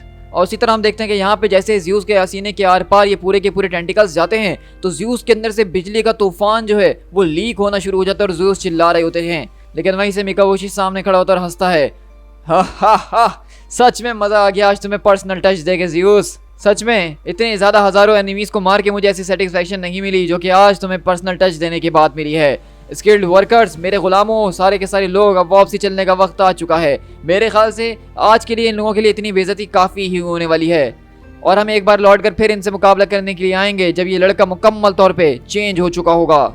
और मिकाबोशी अपने कैंप के अंदर वापसी आकर कहता है कि स्किल्ड वर्कर्स और मेरे गुलामों, तुम लोगों ने बहुत ज़बरदस्त तरीके से मेरे नाम को कैरी किया है और आज हमने दिखा दिया कि किस तरीके से हमने इन गॉड्स को अपने पैरों के नीचे कुचल दिया है। इससे ज़्यादा बेइज्जती इनकी कभी आज तक नहीं हुई होगी और अभी तो इनकी और बेइज्जती होना बाकी है जब एक बार ये लड़का मुकम्मल तौर पर बदल जाएगा।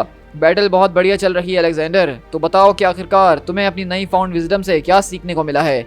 और हम देखते हैं कि अलेक्जेंडर यहाँ पे उसके कैंप के अंदर ही मौजूद होता है जिसको वो अजीब और गरीब चीज़ फैला रहा होता है जिससे एलेक्स एक तरह की ईवल शख्स के अंदर बदलता जा रहा है और कहता है कि मैं देख सकता हूँ, मैं अपनी आंखों से अब सच को देख सकता हूँ, ये सब कुछ बहुत ज़्यादा साफ हो चुका है। मेरे फादर, उनका क्या काम है वो मुझे साफ तरीके से नज़र आ रहा है। वो लोगों को ज़िबा करते हैं, उनको अपने हाथों से मारते हैं और समझते हैं कि वो एक ऑनरेबल वॉरियर हैं, लेकिन ऐसा नहीं है। मेरी फैमिली मुझे उससे नफरत हो रखी है। वो आखिरकार है भी क्या सिर्फ किलर्स और मर्डर्स के अलावा? वो अपने बापों को जान से मार देते हैं। ये किस तरीके की फैमिली है आखिरकार? तो वहीं से मिकाबोशी आकर कहता है, हाँ तुमने ठीक कहा मेरे बेटे अलेक्जेंडर कि ये कोई अच्छी फैमिली नहीं है, लेकिन तुम चाहो तो इन सारी की सारी चीज़ों को बदल सकते हो। तुम्हें जो है इस पूरे के पूरे फैमिली ट्री को डिस्ट्रॉय करने की ज़रूरत है। तुम्हें इस पूरे के पूरे पेड़ की जड़ों को उखाड़ के फेंकना है और उसके लिए तुम्हें एक नया गॉड ऑफ वॉर बनना ही पड़ेगा। तुम्हारे अंदर वो सारा का सारा ओलंपियन खून मौजूद है। तुम इस बैटलफील्ड के अंदर उतरोगे तो तुम जान जाओगे कि तुम क्या कर सकते हो। तो एलेक्स की आंखें चमकती और वो कहता है कि हाँ आपने ठीक कहा, ये खून मेरी रगों के अंदर दौड़ रहा है। लगता है कि मुझे बैटलफील्ड के अंदर उतर के इसको आजमा लेना ही चाहिए। क्या आप मेरे लिए स्टैंड को खोलेंगे ताकि मैं जाके पूरे के पूरे ओलंपस को डिस्ट्रॉय करके रख दूं? और अगले ही पल हम देखते हैं कि एलेक्स बेसिकली यहाँ पे मिकाबोशी के पूरे काबू में आ चुका है और वो यहाँ पे अपनी तलवार को लेता और सीधा स्टैंड से बाहर निकलता सारे के सारे लोगों को मारने के लिए। और मिकाबोशी कहता है, एरिस ने आज तक अपने बेटे के ट्रू पोटेंशियल को कभी अनलॉक किया ही नहीं। वो जानता था कि ये क्या कर सकता है, लेकिन उसने कभी इससे करवाने का सोचा नहीं था। बस मुझे उसके दिमाग के साथ थोड़ी सी छेड़छाड़ करनी पड़ी और अपनी ईस्टर्न स्वॉर्ड मैंने उसको दे दी, जिसके जरिए वो एक अनस्टॉपेबल फोर्स बन गया है। ये बच्चा एक ऐसा गॉड ऑफ वॉर बनेगा जिसको आज तक दुनिया ने कभी नहीं देखा होगा।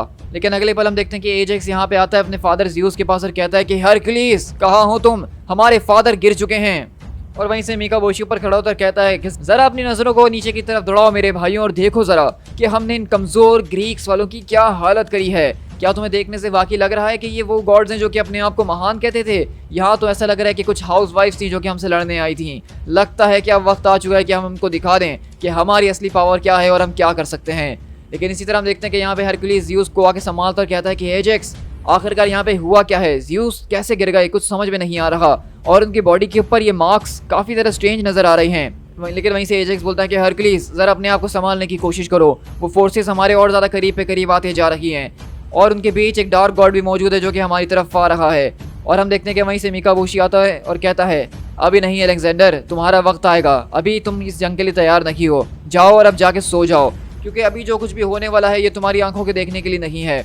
क्योंकि अगले ही पल हम देखते हैं कि बेसिकली मिकाबोशी वहाँ पे अलेक्जेंडर को बेहोश करके वापसी भेज देता है और वो खुद जो है अगले पल एक ज़बरदस्त किस्म की जायंट बीइंग के अंदर ट्रांसफॉर्म होता है जो कि बिल्कुल एक शैडोई बीइंग है। लेकिन वहीं से एजेक्स चिल्लाता है, मिकाबोशी आखिरकार तुमने हमारे फादर के साथ क्या किया है? लेकिन वहीं से एरिस चिल्लाता है, मिकाबोशी आखिरकार तुमने मेरे बाप के साथ क्या किया है? और ये बताओ कि मेरा बेटा कहाँ है इस वक्त? लेकिन अगले ही पल हम देखते हैं कि यहाँ पे वो बोलता है, मैंने तुम्हारे बेटे के साथ क्या करा है? मैंने कुछ नहीं किया, बस उसकी आंखें खोलने की कोशिश करी है। लेकिन अगले ही पल हम देखते हैं कि हरक्यूलिस यहाँ पे गुस्से से आता अपनी मेज उठाता हुआ और बोलता है कि मैं तुम्हारे चेहरे को तुम्हारे स्कल से खींच के निकाल दूंगा और उसको एक जबरदस्त तरीके का ब्लो मारता है जिससे मिकाबोशी जाके दूर गिरता है। मिकाबोशी उठता और कहता है, क्या इतना ही दम था तुम्हारे अंदर? तुम इस बैटलफील्ड के अंदर बिलोंग ही नहीं करते हो। मैं तुम्हें भी वैसे ही मार गिराऊंगा जैसे मैंने तुम्हारे फादर को मार गिराया था। अब मैं तुम्हें बताता हूँ कि मिकाबोशी का किलिंग टच क्या होता है। और अगले ही पल हम देखते हैं कि मीकाबोशी यहाँ पे जबरदस्त तरीके के बड़े बड़े टेंटिकल्स यहाँ पे उन लोग के ऊपर बरसाना शुरू करता है, जिसको हम देखते हैं कि हरकुलिस और एरीज मिलकर संभालने की कोशिश कर रहे होते हैं, लेकिन वो इतने ज्यादा ताकतवर हैं कि ये दोनों के दोनों लिटरली गॉड जो हैं वो उसको संभाल नहीं पा रहे होते हैं। और हरकुलिस बोलता है कि बॉय ज़्यूस, इस क्रिएचर की स्ट्रेंथ को तुम देख रहे हो? तो एरीज बोलता है कि हाँ मेरे भाई, मैं इस बात को जानता हूँ, लेकिन अभी वक्त हमारा रोने धोने का नहीं है, हमें मिलकर इसके ऊपर अटैक करना होगा। तो हरकुलिस बोलता है कि तुमने ठीक कहा, अब वक्त आ चुका है कि हम इसको बता दें कि दो माइटी गॉड्स ऑफ ओलंपियन जब एक साथ मिलते हैं तो उनका माइट कैसा होता है। और अगले पल हम देखते हैं कि यहाँ पे हरकुलिस और एरीज मिलकर उसके टेंटिकल्स को एक्सप्लोड करना शुरू कर देते हैं। और ये देख के मीकाबोशी की चीखें निकल जाती हैं और कहता है बस अब बहुत हो चुका है, मेरी लिम्स मुझे वापसी करो। मैं भूल गया था कि शायद मैं थोड़ा सा एरोगेंट हो गया हूँ, लेकिन मेरा आज असली गोल यहाँ पे ये नहीं था कि मैं तुम लोगों से खुद आके मुकाबला करूँ। जो कुछ भी तुम लोगों ने मेरे साथ करा है इसकी कीमत तो तुम्हें एक ना एक दिन चुकानी ही पड़ेगी, लेकिन आज नहीं, एक ना एक दिन इसकी कीमत चुकाने के लिए मैं लौट कर आऊँगा। तो एरीज बोलता है कि लौट कर आऊँगा? तुम यहाँ से कहीं नहीं जाने वाले हो। अभी अभी एरीज ने तो तुम्हारे खून को चखा है, अभी तो उसको और ज़्यादा बहाना बाकी है। लेकिन अगले पल हम देखते हैं कि मीकाबोशी यहाँ पे टेंटिकल मार के उनको पीछे भगाता और कहता है हाँ तुमने ठीक कहा, लेकिन इसके लिए हम किसी और दिन दोबारा से मिलेंगे। नेक्स्ट टाइम जब मैं यहाँ पे आऊँगा तो मैं हर एक गॉड को अपने हाथों से क्रश करके ही जाऊँगा। लेकिन मैं इस तरह से तुम लोगों की कंबाइंड पावर के साथ नहीं आने वाला हूँ, बल्कि मैं तुम लोगों को एक एक करके मारूंगा और तुम लोग अकेले ही मरोगे। और इसी तरह हम देखते हैं कि मीकाबोशी यहाँ पे समझ जाता है कि अगर उसने यहाँ पे हरकुलिस और एरीज से मुकाबला करा तो वो उसके ऊपर भारी पड़ सकते हैं। तो इसलिए मीकाबोशी यहाँ से सीधा सीधा भागने की तैयारी करता है। और वहाँ पे एरीज चिल्ला रहा होता है जोर जोर से कि मेरे बेटे को वापसी करो, डैम यू अलेक्जेंडर, कहाँ हो तुम? और इसी तरह हम देखते हैं कि वहाँ से मीकाबोशी भाग जाता है और सारे के सारे हीरोज़ की हमारी हालत काफ़ी ज़्यादा बुरी हो चुकी होती है। और हरकुलिस कहता है सच कहूँ तो मुझे याद नहीं है कि आखिरी बार मुझे इतने खतरनाक किस्म के घाव कब लगे थे। तो वहीं से एरीज बोलता है कि हाँ लेकिन हमें सब के बारे में अभी नहीं सोचना चाहिए मेरे भाई, हमारी आर्मीज़ को वापसी बुलाओ और अपने फादर को देखते हैं पहले, और उसके बाद हमें अलेक्जेंडर को वापसी लाना होगा भाई। तो हरकुलिस उसका हाथ पकड़कर कहता है कि मेरे भाई तुमने ठीक कहा, अलेक्जेंडर को हम ज़रूर वापसी लेकर आएंगे, और इस बात की मैं तुमसे कसम खाता हूँ, वो गॉड बहुत ही ज़्यादा एरोगेंट गॉड है। तो एरीज बोलता है कि हाँ तुमने ठीक कहा कि वो कुछ ज़्यादा ही बातें करता है, और उसकी बातों से कुछ तो साफ हो ही गया है कि वो यहाँ पे हमें सिंपली डिस्ट्रॉय करने के लिए नहीं आया था, बल्कि वो ओलंपस को एक सिग्नल की तरह इस्तेमाल करना चाहता था दूसरों के लिए। तो हरकुलिस कहता है कि इससे तुम्हारा क्या मतलब है एरीज? तो एरीज बताता है कि देखो तुम इस बात को बहुत अच्छे तरीके से जानते हो कि सारे के सारे गॉडली पैंथियंस में हमारा पैंथियन वो बहुत ही ज़्यादा शानदार माना जाता है। ज़्यूस जो हैं वो गॉड्स ऑफ द गॉड्स माने जाते हैं, और अगर कोई आदमी जो इतना ज़्यादा पावरफुल है कि ज़्यूस को निपटा सकता है, तो अगर वो जाके ये दूसरे पैंथियंस को बात बताएगा ही तो वो सारे के सारे पैंथियंस बिना किसी फाइट के उसके आगे सरेंडर कर देंगे, क्योंकि अगर कोई गॉड ज़्यूस को हरा सकता है तो वो किसी भी पैंथियन को आराम से हरा सकता है। और उसका मकसद यही था कि वो डर फैलाएगा सारे के सारे पैंथियंस के अंदर, और वो सब उसके साथ जुड़ना शुरू हो सकते हैं। और अब इस सब की शुरुआत आज यहाँ पे हो चुकी है। तो हरकुलिस बोलता है कि लेकिन हमने तो उसको हर्ट किया है ना? तो एरीज बोलता है कि हाँ ये बहुत ही ज़्यादा ज़बरदस्त बात है कि वो पावरफुल तो है लेकिन इनवॉल्नरेबल नहीं है। हाँ लेकिन वो काफ़ी ज़्यादा शातिर भी है, उसको पता है कि उसको कब लड़ना चाहिए और कब नहीं लड़ना चाहिए। तो हरकुलिस बोलता है कि ये बात तो साफ हो गई है कि आज के बाद वो दोबारा हमें ऐसा मौका नहीं देगा कि वो हम दोनों से मिलकर एक साथ लड़े, क्योंकि आज उसकी बहुत बुरी तरीके से हमने शामत बुलाई है। और इसी तरह हम यहाँ से कुछ देर बाद शिफ्ट होते हैं ओलंपियन गॉड्स के दरमियान, जहाँ पे हम देखते हैं कि ज़्यूस को ठीक करने की कोशिश की जा रही होती है। और हेरा बोलती है कि मुझे कुछ समझ में नहीं आ रहा कि आखिरकार मेरे हस्बैंड को किस चीज़ से स्ट्रक किया है। मतलब ये मैजिक इतने ज़्यादा खतरनाक है कि ज़्यूस ना ही इस वक्त मरे हैं और ना ही जिंदा हैं। ये इस वक्त एक ऐसी जगह के अंदर मौजूद हैं जो कि ज़िंदगी और मौत के बीच में है, एक तरह का लिम्बो। तो वहीं से वो जो उनके डॉक्टर्स वगैरह होते हैं वो कहते हैं कि आखिरकार हमें भी कुछ समझ में नहीं आ रहा, हमने भी इससे पहले ऐसे जख्मों को कभी नहीं देखा है। और हेरा बोलती है कि मुझे कुछ समझ में नहीं आ रहा कि ये इनके घाव हील क्यों नहीं कर रहे हैं। मुझे डर है इस बात का कि अगर ज़्यूस के बच्चे इसी तरह से आपस में लड़ते रहे तो आज के दिन भी हम लोग पूरी की पूरी बैटल को हार जाएंगे। तो एरीज बोलता है कि अगर हमने लड़ना बंद कर दिया इससे आपका क्या मतलब है? आखिरकार कितनी बार आपने अपनी ज़िंदगी में अपने बेटों को डिस्ट्रॉय करने की कोशिश करी है मदर? तो हरकुलिस बोलता है कि मेरे भाई अभी नहीं, मेरे ख्याल से ये वक्त अभी नहीं है इन पुरानी बातों को निकालने के लिए। तो एरीज बोलता है कि ज़्यादा इडियट बनने की ज़रूरत नहीं है, तुम अपनी ही बात कर लो हरकुलिस कि तुम्हारी मदर हेरा ने तुम्हें बचपन से ही मारने की कोशिश करी हो, तुम्हें कभी एक्सेप्ट नहीं करा। ये वो माँ है जो कि अपने बेटों को ही मारती है। लेकिन हेरा वहाँ पे मुस्कुराती कर कहती है अब मैं क्या कह सकती हूँ मेरे बेटों, अब मुझे ये बताओ क्या हम एक साथ मिलकर काम करने के लिए तैयार हैं? तो एरीज बोलता है कि मैं बस इतना ही कहूँगा कि आप उतनी ही ज़्यादा ईविल हैं जितना आप कभी हुआ करती थी मदर। लेकिन हरकुलिस उसकी बात काटता है और कहता है तुमने ठीक कहा, लेकिन इस वक्त हमें एक साथ मिलकर काम करने की ज़रूरत है, हमें राइज एंड फॉल एक साथ होना होगा, इसी में जाके ओलंपस की भलाई है। और अगर तुम चाहते हो तुम्हारा बेटा अलेक्जेंडर सही सलामत वापसी आए तो हमें एक साथ काम करना ही होगा।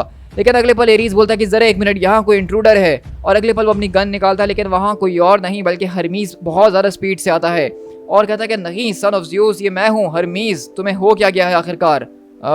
इस पीस्टर, मुझे इसलिए तुम लोगों से इतनी ज़्यादा नफरत है, अभी तुम अपनी ज़िंदगी ही खो देते इस चक्कर में। तो हरमीज बोलता है कि आप लोगों को मेरे साथ चलना होगा, मुझे आप लोगों को कुछ दिखाना है। मैंने इस बूढ़े आदमी को तलाश करा था जो कि इस पूरे के पूरे मलबे के ऊपर बैठा हुआ है। ये कोई डीमन नहीं और ना ही उन जैसा है जो कि हमें मारने के लिए यहाँ पे आए थे। ये हमसे कोई बात नहीं कर रहा है और कह रहा है कि वो सिर्फ ज़्यूस से ही बात करेगा। और अगले ही पल हम देखते हैं कि यहाँ पे एक आदमी बैठा हुआ होता है इन सारी की सारी लाशों के ऊपर। और अगले पल हम देखते हैं कि एरीज और हरकुलिस उससे बात करने के लिए जाते हैं और एरीज बोलता है ज़्यूस इस वक्त मौजूद नहीं है, तुमसे कोई बात नहीं कर सकते हैं, तो बताओ कि तुम्हें क्या काम है, आखिरकार तुम कौन हो, हमें सही सही बता दो, और अगर तुमने झूठ बोला तो मैं तुम्हारे चेहरे को यहीं क्रश करके रख दूंगा। और अगले बार हम देखते हैं कि एरीज इस वक्त इतना ज्यादा गुस्से में होता है कि उसका कॉलर पकड़ के उसके मुंह पे गन तान देता है। तो हरकुलिस बोलता है कि जरा आराम से बात करना बूढ़े आदमी, आज इस आदमी ने बहुत ज्यादा लोगों को मारा है, इसका टेम्पर कुछ ज्यादा ही शॉर्ट हुआ है। तो वो आदमी कहता है मेरी बात जरा गौर से सुनिएगा, क्योंकि मैं आपके लिए कोई हार्म लेकर नहीं आया हूँ गॉड ऑफ वॉर, मेरा नाम है अनारी।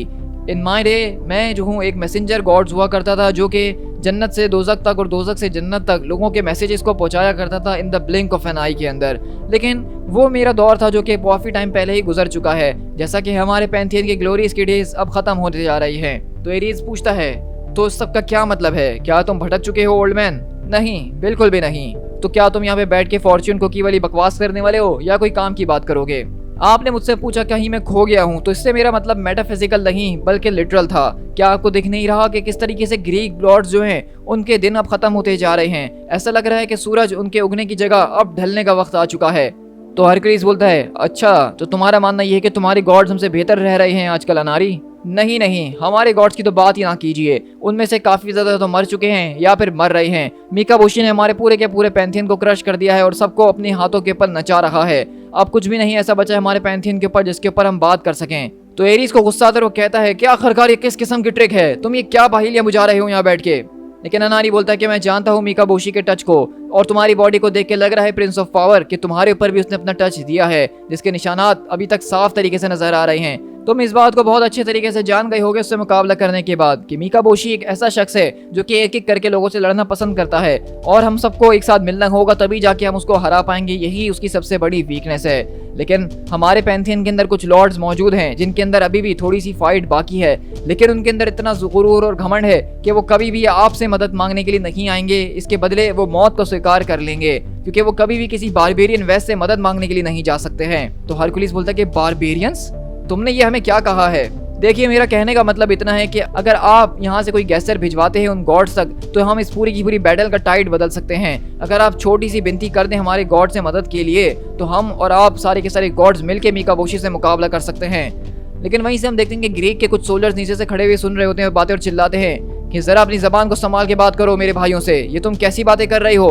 और हम देखते हैं कि हरकुलिस बोलता है अपोलो जरा आराम से, मेरे ख्याल से वो बात जो कर रहा है हमें उसकी बात को सुनना चाहिए। तो अपोलो बोलता है कि नहीं ऐसा हो नहीं सकता है, हम ग्रीक गॉड्स हैं, क्या तुम भूल चुके हो भाई कि हम सारे के सारे देवताओं से सबसे ऊपर माने जाते हैं? हम किसी और देवता से मदद क्यों मांगे? और अगर उनको हमारी मदद की इतनी ज्यादा जरूरत है तो वो हमारे पास आ सकते हैं मदद के लिए, और तब जाके हम सोचेंगे कि हमें उनकी मदद करनी है कि नहीं। क्या वो नहीं जानते कि ओलंपस की ग्लोरी क्या है? तो अनारी बोलता है सच कहूँ तो आजकल आप लोगों के हालात देख के आपकी ग्लोरी कहीं नजर नहीं आ रही है।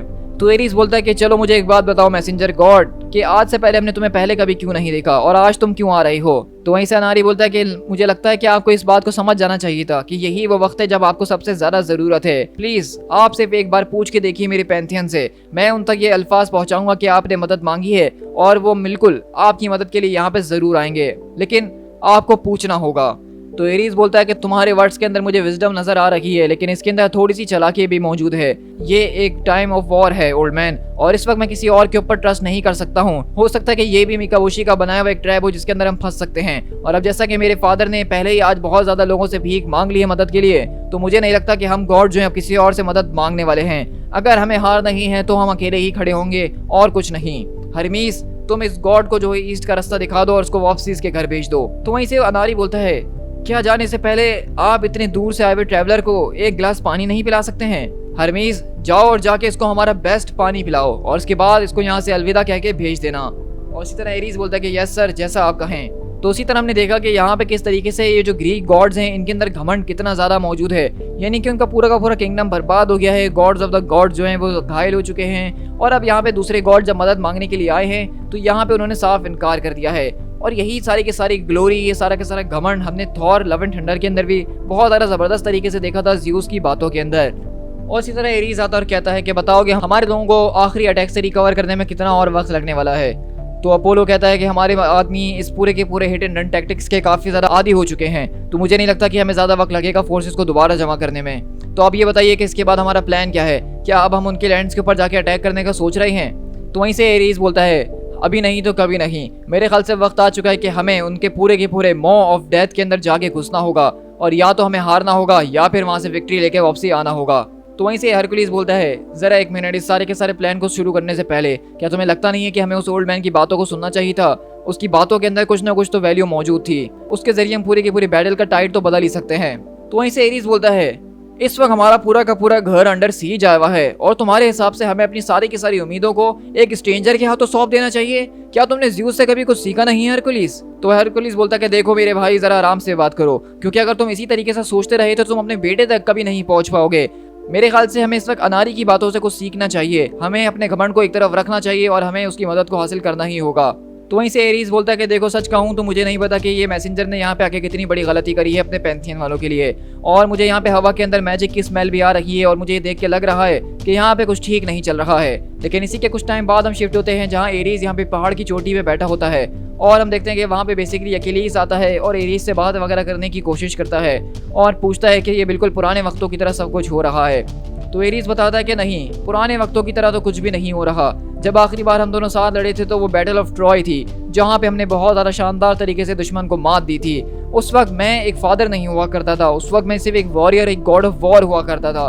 मुझे किसी चीज़ का डर नहीं था, मुझे किसी चीज़ की परवाह नहीं थी। लेकिन आज जब इस बैटल के अंदर मैं लड़ रहा था तो मुझे अपने बेटे की फिक्र लगी हुई थी। ये बैटल मैं अपने बेटे को बचाने के लिए कर रहा था और सबके बावजूद भी वो आज मेरे हाथों से निकल गया है। तो वहीं से अखिलेश पूछता है तो ये बताइए कि अब आगे क्या होने वाला है, क्या यहाँ पे हम लोग दोबारा से जो है बैटल ऑफ ट्रॉय को दोहराने वाले हैं और एक ज़बरदस्त तरीके की विक्ट्री को हासिल करेंगे। तो एरीज बोलता है कि इस बारे में मुझे कुछ नहीं पता अखिलेश, क्योंकि मैं कोई फेट्स नहीं हूँ। मैं बस इतना जानता हूँ कि मुझे कोशिश करनी होगी और अपनी हर एक चीज़ को मैं सेक्रीफाइस करने के लिए तैयार हूँ अपने बेटे को सही सलामत घर लाने के लिए।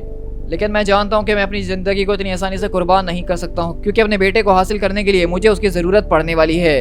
लेकिन इसी तरह हमारी कहानी ऐसे सीधा शिफ्ट होती है 5 साल के बाद, यानी कि ये पूरी की पूरी मीकाबोशी और ओलंपियन गॉड्स के दरमियान जो ये पूरी की पूरी वॉर चल रही थी, ये 5 साल तक चलती रही, जहाँ पे मीकाबोशी इस तरह उनके ऊपर बार बार छुप छुप के अटैक करता था और भाग जाया करता था।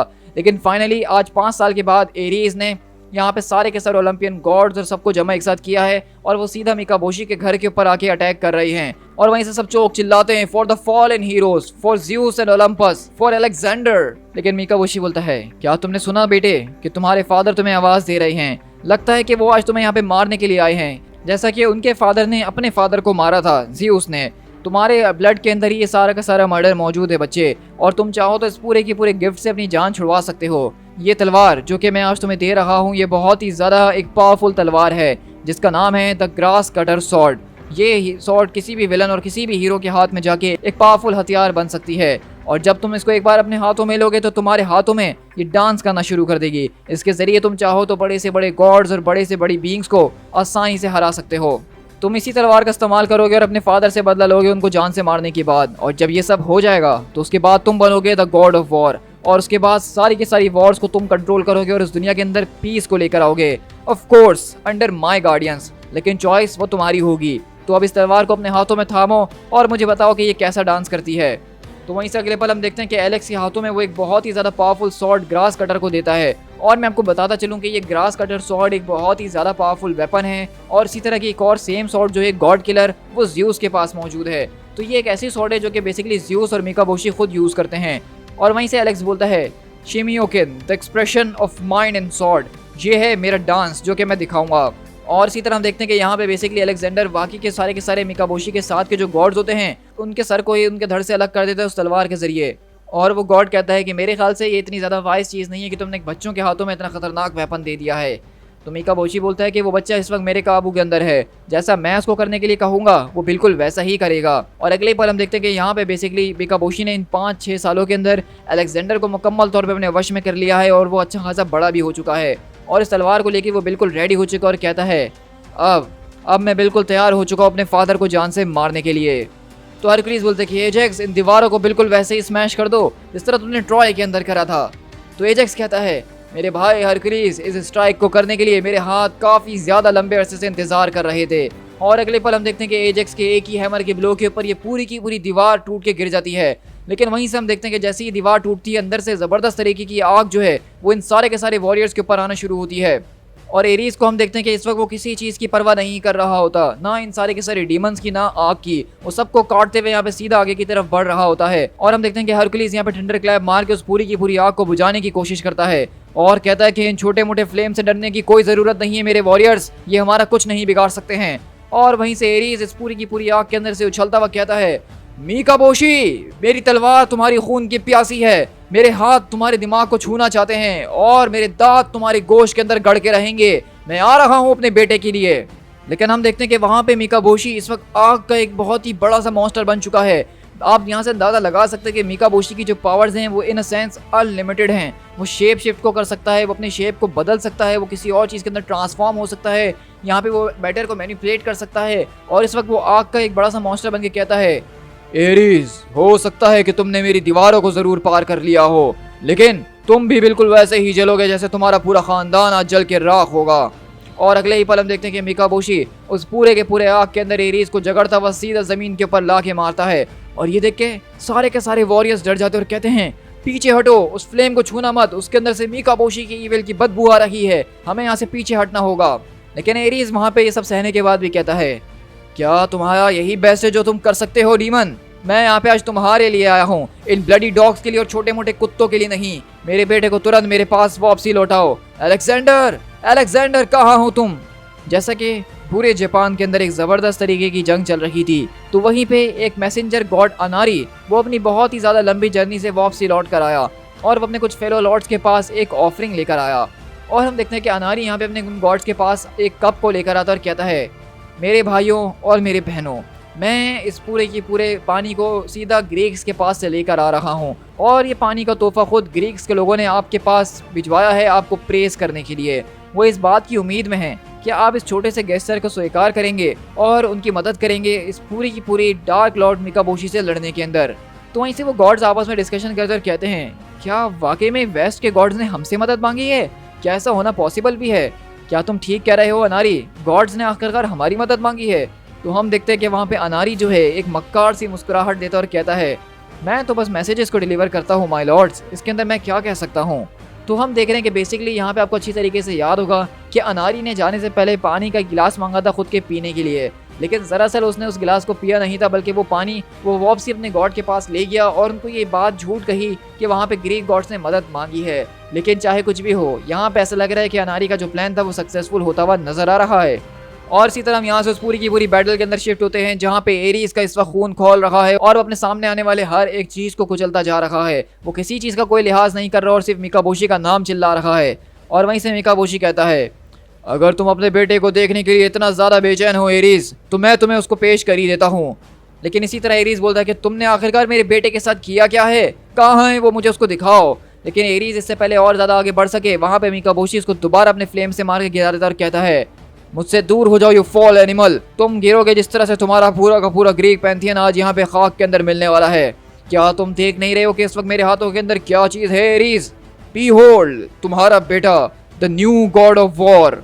और अगले ही पल हम देखते हैं कि मीकाबोशी के हाथों से अलेक्जेंडर यहाँ पे आता है जो कि बिल्कुल बदल चुका है और कहता है जैसा कि मेरे ग्रेट ग्रैंडफादर को जो है उनके खुद के बेटे क्रोनोस ने उनको मारा था और इन रिटर्न जिस तरह से क्रोनोस को उनके अपने बेटे ज़्यूस ने मारा था, इसी तरह इस पूरी की पूरी रीत को मैं आगे फॉलो करते हुए आ चुका हूँ। और अब मैं यहाँ पे किसी और को नहीं बल्कि एरीज को डिस्ट्रॉय करने के लिए आया हूँ जो कि मेरा ही फादर है, ताकि ये ट्रेडिशन हमारे ख़ानदान का इसी तरीके से चलता रहे। तो ये देख के एरीज बोलता है कि एलेक्स मेरे बेटे ये हो क्या रहा है। लेकिन इसी तरह अगर हम यहाँ पे पूरी की पूरी बैटल फील्ड के अंदर शिफ्ट हो जो कि इस वक्त बाहर चल रही है, हम देखते हैं कि वहाँ पे ये सारे के सारे ओलंपियन गॉड, जहाँ पे हम देखते हैं कि ज़्यूस भी इस वक्त हील हो चुके हैं और इन सारे के सारे बड़े बड़े मॉन्स्टर से मुकाबला कर रहे हैं और कहते हैं आखिरकार ये सब चल क्या रहा है? ये किस तरीके की स्ट्रेंज मैजिक है जो कि यहाँ पे ज़्यूस की रेत को होल्ड बैक करने की कोशिश कर रही हैं? हमारी आवाज इतनी है कि हम चाहे तो चिल्लाते हुए सारे के सारे पहाड़ों को हिला सकते हैं, तो ये बीस्ट यहाँ से हटने का नाम क्यों नहीं ले रहे हैं? लेकिन वहीं से हरकुलिस बोलता है कि फादर, हमें किसी ना किसी तरीके से इन सारे के सारे गार्डियंस को पास करके आगे जाना ही होगा, क्योंकि हमारा भाई एरीज वहाँ पे मिकाबोशी से अकेले ही मुकाबला कर रहा है उस आग के अंदर। लेकिन हम देखते हैं कि यहाँ पे जब ये बैटल चल रही होती है तो अचानक एक मॉन्स्टर आके हरकुलिस को निगलने की कोशिश करता है, और ये देख के वहीं पे हेरा मुस्कुराती और कहती है, जरा ध्यान से सन ऑफ ज़्यूस। तो हम देखते हैं कि हेरा के दिल में अभी भी उस सारी की सारी इविलनेस अभी तक वैसे ही है हरकुलिस के लिए, और जब उसको चोट लगी तो वो देख के खुश हो रही थी। लेकिन वहीं से अकिलीस चिल्लाता है कि पेट्रोकल्स, हमें जाके हरकुलिस की मदद करनी होगी। और यहाँ पे हम देखते हैं कि वो सारे के सारे हीरोज उस खतरनाक किस्म के मॉन्स्टर से मुकाबला करते हैं। और वहीं से ज़्यूस बोलते हैं, सन्स ऑफ ओलंपस, अगर ये आज का आखिरी दिन होने वाला है तो इस दिन को हमें ऐसा बनाना होगा कि हर एक गॉड इसको याद रख सके। अगर आज हमें जो है हेडीज के सारे हॉल्स को भरना है तो वो हम इन सारे के सारे बीच से भरेंगे जो कि ईस्ट की तरफ से हमारी तरफ आए हैं। लेकिन वहीं पे एरीज बोलता है कि एलेक्स, आखिरकार तुम्हें ये हो क्या गया है? आखिरकार उसने तुम्हारे साथ क्या किया है? तो एलेक्स कहता है कि उन लोगों ने मेरे साथ कुछ भी नहीं किया है फादर, उन लोगों ने बस मेरी आंखें खोल दी हैं, उन लोगों ने मुझे सच दिखाया है, और सच कहूँ तो ये सच देखने के बाद मुझे आपसे बहुत ही ज़्यादा नफरत हो रही है एरीज। एलेक्स, जरा अपने आप की बातें सुनो, तुम ये कैसी बातें कर रहे हो? ये तुम नहीं हो, क्या तुम देख नहीं सकते हो कि मैं ही तुम्हारा ट्रू फादर हूँ? मैंने तुम्हें पाने के लिए इस पूरी की पूरी दुनिया से जंग करी है बेटे, मैं तुमसे बहुत प्यार करता हूँ। चलो अब इस सब को खत्म करो, हमें वापसी घर जाना होगा। नहीं, ऐसा नहीं हो सकता है, आपने मुझसे झूठ बोला, आपने जो मुझे जिंदगी दी वो सिर्फ एक झूठ थी। हाँ मेरे बेटे, मैं इस बात को जानता हूँ कि मैंने तुमसे झूठ कहा, लेकिन उस वक्त तुम बहुत ज़्यादा यंग थे, मैं तुम्हें ये सारी की सारी बातें नहीं बता सकता था। आखिरकार मैं एक बच्चे को ये सब एक्सप्लेन करता भी तो कैसे करता? लेकिन वहीं से एलेक्स बोलता है कि आप अपना मुंह बंद कर लीजिए। एलेक्स मेरे बेटे, मैं तुम्हारा बाप हूँ और मैं बिल्कुल भी पसंद नहीं कर रहा हूँ कि तुम मुझसे इस तरीके से बात करो। चलो अब इस सब को बंद करो, हमें घर जाना होगा। लेकिन वहीं से हम देखते हैं कि एलेक्स वहाँ पे अपनी तलवार से सीधा एरीज के ऊपर अटैक करता और कहता है, तो क्या मुझे भी आपकी तरह झूठी बोलना चाहिए? और हम देखते हैं कि अगले पल वहाँ पे एरीज के गले के ऊपर वो सीधा वॉर करता है और कहता है, listen to me old man, और अब से आप कोई गॉड ऑफ वॉर नहीं है, बल्कि मैं अब नया गॉड ऑफ वॉर बन चुका हूँ। तो एरीज बोलता है कि मेरे बेटे, तुम इस तरीके से क्यों बात कर रहे हो? वॉर इस वक्त आपके सर के ऊपर मौजूद है फादर, और उसका नाम अलेक्जेंडर है। और इसी तरह हम यहाँ पे देखते हैं कि अपोलो जो है बेसिकली अपने पूरे के पूरे चैरियट के अंदर बैठा हुआ यहाँ पे उस मॉन्स्टर के ऊपर अपनी आँख से जो है अटैक कर रहा होता है, क्योंकि अपोलो जो है वो गॉड ऑफ द सन माना जाता है। लेकिन मिकाबोशी बोलता है, तुम मेरे ऊपर एक छोटी सी आँख से अटैक कर रहे हो और तुम्हें लगता है कि ये मेरा कुछ बिगाड़ पाएगी? चलो अब मैं तुम्हें दिखाता हूँ कि द फ्लेम्स ऑफ मिकाबोशी क्या है। और अगले पल मिकाबोशी यहाँ पे सीधा जो है अपोलो के ऊपर एक जोरदार आग का गोला मारता है, जिससे अपोलो सीधा आसमान की ऊंचाई से जमीन की तरफ गिरता है। और अथीना बोलती है कि अपोलो, तुम सीधा जो हो तलवारों के ऊपर गिर रहे हो, अपने आप को ठीक करो।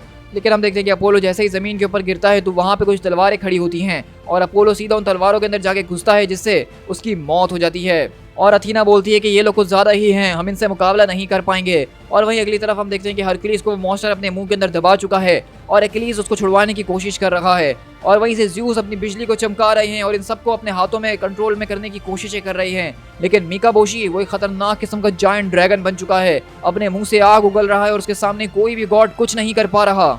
इसी तरह अलेक्जेंडर बोलता है कि मुझे एक बार लगा था सच में कि आप मेरे हीरो हैं, लेकिन उस वक्त मैं अंधा था और मुझे कुछ पता नहीं था।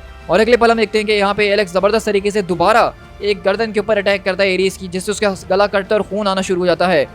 और एरीज कहता है कि मेरा गला, ये तुम क्या कर रहे हो बेटे?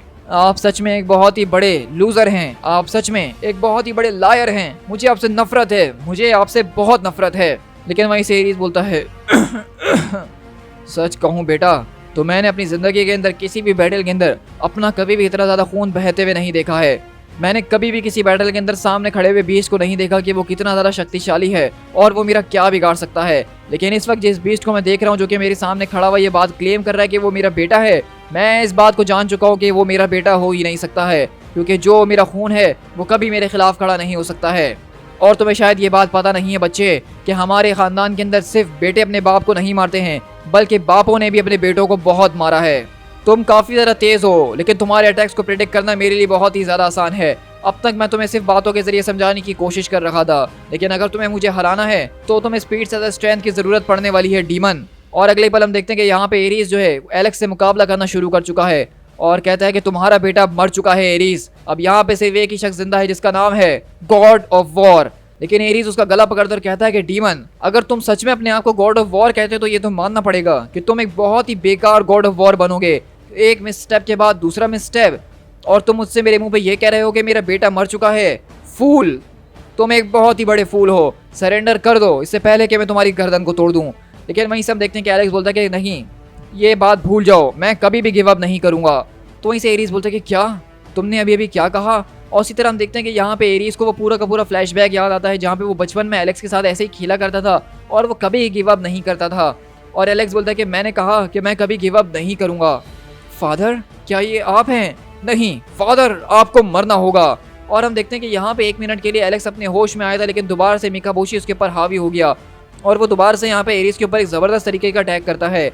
और इसी तरह हम इस पूरे के पूरे बैटल फील्ड के अंदर देखें तो हम देखते हैं कि यहाँ पे basically Zeus, Hercules, Apollo, Athena, Achilles, सारे के सारे हीरोज बहुत ही ज़्यादा बुरी तरीके से मर रहे हैं। कोई भी इस बैटल के अंदर सारी की सारी चीज़ों के ऊपर भारी पड़ता हुआ नजर नहीं आ रहा।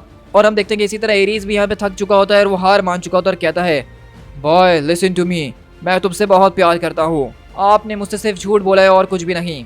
और वहीं से मिकाबोशी आता है, कहता है, तुम बिल्कुल तैयार हो चुके हो अलेक्जेंडर, अब तुम्हारा वक्त आ चुका है। तुम एक बार इनकी जान लो और इनका टाइटल अपने हाथों में ले लो, इसके बाद तुम गॉड ऑफ वॉर बन जाओगे। चलो फौरन, तुम्हें यह करना ही होगा। और अगले पल हम देखते हैं कि मिकाबोशी यहाँ पे एलेक्स के जरिए ही अपने फादर के सीने के आर पार तलवार को घुसवाता है। लेकिन यहाँ पे एरीज के चिल्लाने की आवाज़ इतनी ज़्यादा होती है कि ज़्यूस इस पूरी की पूरी बैटल फील्ड के अंदर भी उसकी आवाज़ को महसूस करते हैं और कहते हैं, एरीज, हरक्यूलिस, अपोलो, मेरे बेटो, तुम लोग यहाँ पे इस तरीके से मर नहीं सकते हो, मैं तुम्हें मरने नहीं दे सकता हूँ। आज के दिन कोई और गॉड जो है वो दोबारा नहीं गिरेगा। माई नेम इज ज़्यूस, और तुम्हें मेरे गुस्से को फील करना ही होगा, तुम्हें जानना ही होगा कि इस सब का क्या मतलब है। और अगले पल हम देखते हैं कि यहाँ पे ज़्यूस ज़बरदस्त तरीके से पूरे की पूरे बिजली का तूफान लेकर आते हैं इस आग के बीच और यहाँ पे मिकाबोशी को ओवरकम करना शुरू करते हैं। लेकिन वहीं से अगले पल हम देखते हैं कि जब ज़्यूस यहाँ पे ये सब कर रहे होते हैं, वहाँ से एक बहुत ज़्यादा लंबा हाथ आता है जो कि ज़्यूस के सीने के आर पार जाता है। और वहीं से मिकाबोशी बोलता है, तो तुम क्या कह रहे थे फूल गॉड? मैं जब तुमसे आखिरी बार मिला था तो मैंने तुम्हें मौत का टेस्ट देने की कोशिश करी थी। मैंने इस बात की उम्मीद करी थी कि तुम काफ़ी समझदार और समझ जाओगे कि मुझसे पंगा दोबारा नहीं लेना चाहिए। लेकिन लगता है कि आज मुझे सिर्फ तुम्हें टेस्ट नहीं बल्कि इस पूरी की पूरी मौत ही देनी होगी। क्या तुम सुन सकते हो कि तुम्हारा दिल इस वक्त मेरे हाथों के अंदर धड़क रहा है और वो अपनी सांसें छोड़ता ही जा रहा है? इस बात को बहुत अच्छे तरीके से जान लो lord of the west, god of yesterday, कि तुम्हारा वक्त अब खत्म हो चुका है। तो हम यहाँ पे बेसिकली ये देख रहे हैं कि इस पूरी की पूरी सीरीज यानी एरीज के अंदर लिटरली 5 इशूज़ के अंदर एरीज की 2 बार जो है वो जान ले चुका है मिकाबोशी। तो ये पावर लेवल जो है ये बहुत ही ज़्यादा इंसेन है, जिसको मैं आपको समझा भी नहीं सकता हूँ यहाँ पे अपनी बातों के जरिए। लेकिन इसी तरह जब यहाँ पे ज़्यूस की जान जा रही होती है और कहते हैं कि नहीं, मरने से पहले मेरे पास अभी एक चांस बाकी है अपने बेटों के लिए, मरने से पहले मैं एक ऐसा एक्ट ऑफ मैजिक कर सकता हूँ जिसके ज़रिए सब ठीक हो जाएगा। और हम देखते हैं कि जब ज़्यूस यहाँ से फेड हो रहे होते हैं तो वो आखिरी बार अपने एक मैजिक इस्तेमाल करते हैं, जिससे बेसिकली जो अलेक्जेंडर यहाँ पे मिकाबोशी के पूरे काबू में आया हुआ है, वश में आया हुआ है, वो उससे बात करते हुए कहते हैं, अपनी आँखें खोलो, अपनी आँखें खोलो मेरे ग्रैंडसन, और तुम्हें ज़्यूस इस पूरे के पूरे जादू से आज़ाद करवाता है। और अगले ही पल हम देखते हैं कि यहाँ पे एलेक्स अपने होश में आता और कहता है कि मैं कभी गिव अप नहीं करूँगा, मैं कभी गिव अप नहीं करूँगा। डैड, डैड, ये आखिरकार हो क्या रहा है डैड? नहीं। और अगले पल हम देखते हैं कि एलेक्स यहाँ जैसे ही अपने होश के अंदर आता है तो वो देखता है कि उसके सामने उसके फादर का खून जो है वो एक सैलाब की तरह बह रहा है और उनके सीने के अंदर एक तलवार घुसी हुई है जो कि खुद उसने ही घुसाई थी। लेकिन अचानक से ये जगह जो कि कुछ देर पहले तक एक जहन्नुम बनी हुई थी, उसके आसमान के ऊपर एक ज़बरदस्त तरीके का पोर्टल खुलता है जहाँ से the eastern lords of the light पहुँचते हैं। और हम देखते हैं कि यहाँ से बेसिकली अनारी और उसका जो पूरे के पूरे बचा कुचा पैंथियन था वो यहाँ पे इस पोर्टल को खोल के ग्रीक गॉड्स की मदद को करने के लिए आया है। और वहीं से वो कहते हैं, हम आ चुके हैं यहाँ पे ग्रीक्स की मदद करने के लिए। और अनारी बोलता है, मरकरी, मेरे ख्याल से हम लोगों ने मिलकर जो प्लान बनाया था वो काम कर ही गया है। तो हरमीज बोलता है कि लेट्स होप कि उनको इस बारे में कभी ना पता चले अनारी, वरना वो लोग हमारा जीना हराम कर देंगे। तो हम देखते हैं कि बेसिकली इस पूरे के पूरे प्लान के अंदर सिर्फ अनारी नहीं बल्कि अनारी के साथ हरमीज यानी कि मरकरी भी मिला हुआ था और उन दोनों ने मिलकर ही ये पूरा का पूरा प्लान बनाया था पानी वाला, जिसके जरिए वो इन गॉड्स को यहाँ पे लेकर आए हैं। और वहीं से वो गॉड्स कहते हैं कि मिकाबोशी ने नियरली हमारे सारे के सारे गॉड्स ऑफ द ईस्ट को डिस्ट्रॉय कर दिया है, लेकिन अभी कुछ जिंदा बचे हैं जो कि उससे मुकाबला करने के लिए यहाँ पे आए हैं। हम यहाँ पे आपके दोस्तों की तरह आए हैं आपकी मदद करने के लिए। और हम देखते हैं कि वो यहाँ पे आते ही सारे के सारे ग्रीक गॉड्स के जो हीरोज होते हैं उनको बचाना शुरू करते हैं। और वहाँ पे उनकी एक गॉडेस जो कि पानी को कंट्रोल करती है वो आती है और कहती है, ये लीजिए, जैसा कि आप ग्रीक वालों ने पानी भिजवा के हमारी इज्जत को बढ़ाया था तो इसलिए मैं अपने समंदर का पानी आपके पास लेकर आई हूँ जिसको आप कंट्रोल कर सकें। और हम देखते हैं कि यहाँ पे पोसाइडन बोलता है, मुझे ये देख के काफ़ी ज़्यादा खुशी हुई क्योंकि मैं अपने समंदर के पानी को यहाँ तक लेकर नहीं आ पा रहा था। और अगले पल हम देखते हैं कि वो दोनों के दोनों गॉड्स मिलके पूरे का पूरा समंदर जो है यहाँ पे इन सारे के सारे डीमंस के ऊपर लेकर आते हैं और उनको डुबाना शुरू करते हैं। लेकिन वहीं से मिकाबोशी बोलता है, अनारी तुम सच में बहुत ही बड़े फूल हो, तुम बचे कुछ ईस्टर्न गॉड्स को भी यहाँ पे ले आए ताकि मैं उनको डिस्ट्रॉय कर सकूं। तुमने तो मेरे आधे से ज्यादा काम को कर दिया है। लेकिन इसी तरह हम देखते हैं कि एलेक्स बोलता है कि डैड नहीं, ऐसा नहीं हो सकता। और अगले पल वो उस तलवार ग्रास कटर को यहाँ से निकालता है और मिकाबोशी बोलता है, तुम्हारा वक्त अब खत्म हो चुका है गॉड्स ऑफ लाइट, क्योंकि अब जैसा कि नया गॉड ऑफ वॉर वो मेरी तरफ आ चुका है तो मैं एक इनडिस्ट्रक्टेबल फोर्स बन चुका हूँ। अब तुम लोग मिलके भी मुझे और इस लड़के को रोक नहीं सकते हो। लेकिन अगले ही पल हम देखते हैं कि यहाँ पे अलेक्जेंडर इस जादू से आज़ाद हो चुका है और वो सीधा उस तलवार को यहाँ पे लेकर आता है और उसी तलवार के जरिए मिकाबोशी के ऊपर अटैक करता है। और उसी इस तलवार के ब्लो के साथ वहाँ पे जितने भी यहाँ पे मिकाबोशी के बनाए हुए मॉन्स्टर थे वो सब एक चुटकी के अंदर गायब हो जाते हैं। और ये देख के सब बोलते हैं कि वो डीमंस गिरना शुरू हो चुके हैं, पोसाइडन ने उनको क्रश कर दिया है, हमारी वेव्स ने उनको डुबो दिया है। लेकिन वहीं से मिकाबोशी बोलता है कि नहीं, मैंने तुम्हारे लिए इतना सब कुछ करा और उसके बाद भी तुम मुझे धोखा दे रहे हो, ये तुम कैसे कर सकते हो। तो वहीं से एरीज आता और कहता है वो इसलिए ऐसा कर सकता है क्योंकि वो मेरा बेटा है। और अगले पल एरीज यहाँ पे उठता है और अपने बेटे से गले मिलता है।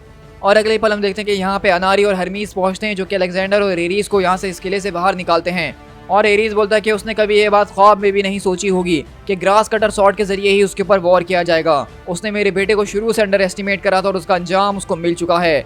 और उसी तरह हम देखते हैं कि यहाँ पे बेसिकली पोसाइडन और वो जो ईस्टर्न गॉड्स यहाँ पे आए हैं वो दोनों के दोनों मिलके यहाँ पे इस पूरे के पूरे समंदर के एक तूफान को लेकर आते हैं अमात्सु मिकाबोशी के घर के ऊपर और उसके साथ उसकी सारी की सारी फोर्सेज, उसके पूरे के पूरे किले, सबको यहाँ पे डुबो देते हैं। इसी के बाद हमारी कहानी मिथिक प्लेन्स ऑफ अफ्रीका के अंदर शिफ्ट होती है कुछ वक्त के बाद, जहाँ हम देखते हैं कि अलेक्जेंडर यहाँ मौजूद है जिसको इस वक्त हील वगैरह किया जा रहा है। और वो अचानक उठकर कहता है, डैड मैंने एक बहुत ही बुरा सपना देखा है। मेरे बेटे एलेक्स, वो कोई सपना नहीं था बल्कि वो सच था। क्या सच कह रहे हैं आप? इसका मतलब जो कुछ भी मैंने सपने में देख रहा था वो सच में हुआ है? हाँ मेरे बेटे, लेकिन अब इस वक्त बात यह है कि तुम अब दोबारा से मेरे पास आ चुके हो अलेक्जेंडर, तुम मेरे बेटे हो और यही बात सबसे ज़्यादा इंपॉर्टेंट है। तो एलेक्स पूछता है कि आखिरकार हम हैं कहाँ पे? तो एरीज बताता है कि इस वक्त हम अफ्रीका के अंदर हैं जहाँ पे काफ़ी ज़्यादा देवता रहते हैं, इनके पास काफ़ी ज़बरदस्त तरीके के हीलर्स मौजूद थे और इसलिए मैं तुम्हें यहाँ पे लेकर आया। डैड सच कहूँ तो इस वक्त मेरे सर में बहुत ही ज़्यादा दर्द हो रहा है।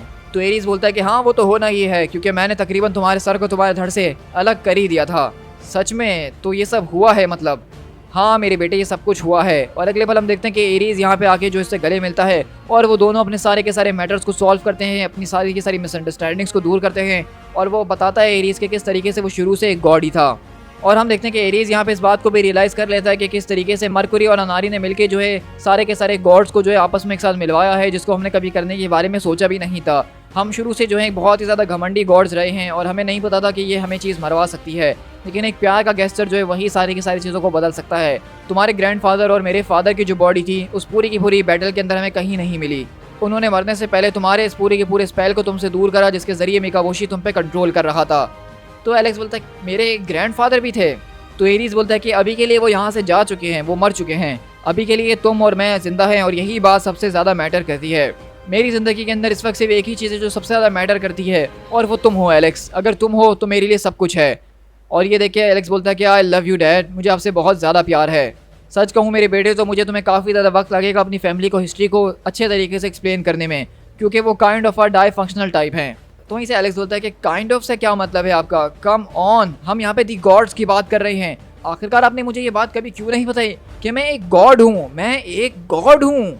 तो एरीज बोलता है कि तुम जानते हो ना कि गॉड्स के दरमियान ईगो की कुछ ज़्यादा ही प्रॉब्लम होती है, तो मैंने सोचा कि शायद मैं तुम्हें ये बात ना ही बताऊं तो तुम्हारे लिए ज़्यादा बेहतर होगा, लेकिन अब से हम दोनों के बीच कोई और सीक्रेट्स नहीं रहेंगे। तो एलेक्स बोलता है इसका मतलब कि अब से मैं एक गॉड हूँ?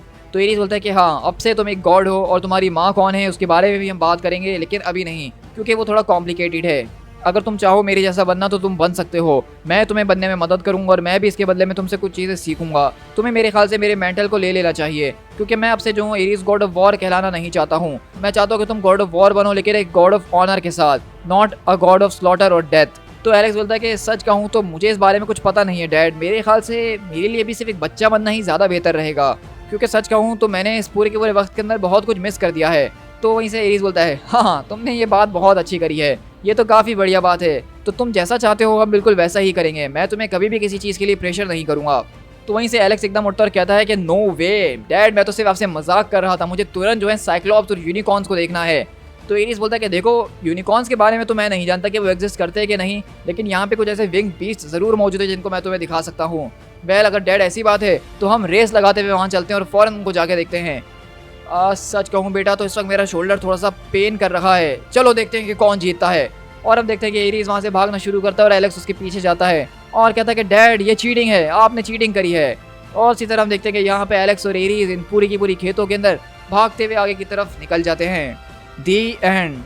सो गाइस यहाँ पे हमारी एरीज लिमिटेड सीरीज़ का एंड होता है और मैं सच कहना चाहूँगा कि इस सीरीज़ का जो एंड किया गया है, इसकी जो स्टार्टिंग की गई थी वो मुझे बहुत ही ज़्यादा पसंद है इस कॉमिक की। ये कॉमिक तकरीबन मैंने अपने चैनल के ऊपर 4 साल पहले शेयर करा था और उस वक्त जो है इस पर इतना ज़्यादा व्यूज़ नहीं आए थे, लोगों ने इसको इतना ज़्यादा देखा नहीं था और उस वक्त मुझे ऐसा लगता था कि मेरी रिकॉर्डिंग के अंदर कुछ ना कुछ कमी भी मौजूद है। तो मैंने सोचा कि ये एक ऐसा स्टोरी आर्क है जिसको बहुत ही ज़्यादा कम लोगों ने सुना हुआ है, पढ़ा हुआ है, तो इसको दोबारा से अपने चैनल के ऊपर रीमेक करना चाहिए एक मूवी की तरह। तो इस पूरे के पूरे कॉमिक को मैंने अपने चैनल के ऊपर दोबारा से रीमेक करा ताकि मैं आपके साथ इस ब्रिलियंट तरह की स्टोरी को शेयर कर सकूँ।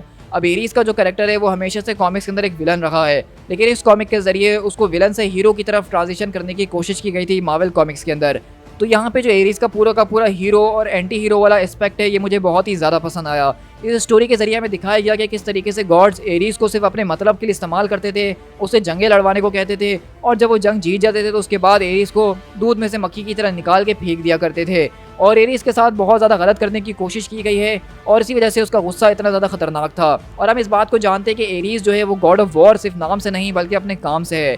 अगर वो एक बार किसी बैटल के अंदर उतर जाए तो वो उसको जीतने के लिए किसी भी हद तक जा सकता है और यही सारी की सारी चीज़ों को, उसके गुस्से को, उसकी रेज, उसकी स्ट्रेंथ को, उसकी स्ट्रेटजीज को हमने इस कॉमिक के अंदर बहुत ही शानदार तरीके से देखा।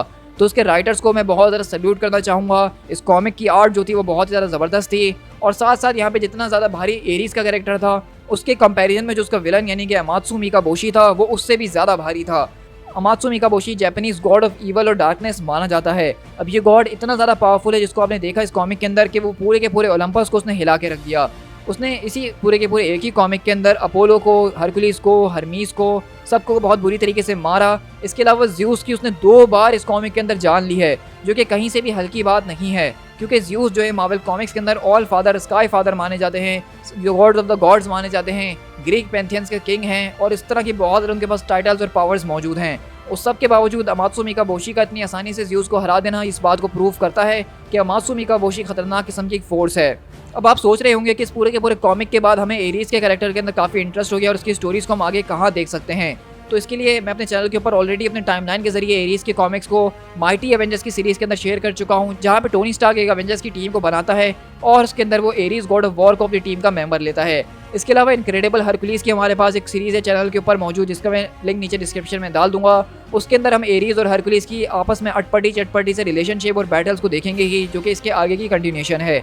इसी के अलावा अगर आप उसके बेटे एलेक्स की स्टोरीज के अंदर इंटरेस्टेड है कि उसका अब आगे चल के क्या होगा, क्या वो गॉड ऑफ वॉर बनेगा या उसका फ्यूचर क्या है, तो उसकी पूरी की पूरी स्टोरी सीक्रेट वॉरियर्स के कॉमिक्स के अंदर मौजूद है, जहाँ पे निक फ्यूरी जो है वो एक बहुत ही ज़्यादा सीक्रेटिव किस्म की टीम को बनाते हैं सारे के सारे स्क्रल एलियन से लड़ने के लिए और वो उस टीम के अंदर एलेक्स को जो है बेसिकली रिक्रूट करते हैं और उसको ट्रेन करना शुरू करते हैं और एलेक्स का वो सबसे ज़्यादा बेहतरीन स्टोरी आर्क है इस पूरे के पूरे मार्वल कॉमिक्स के अंदर, तो उसको भी चेकआउट करना ना भूलिएगा।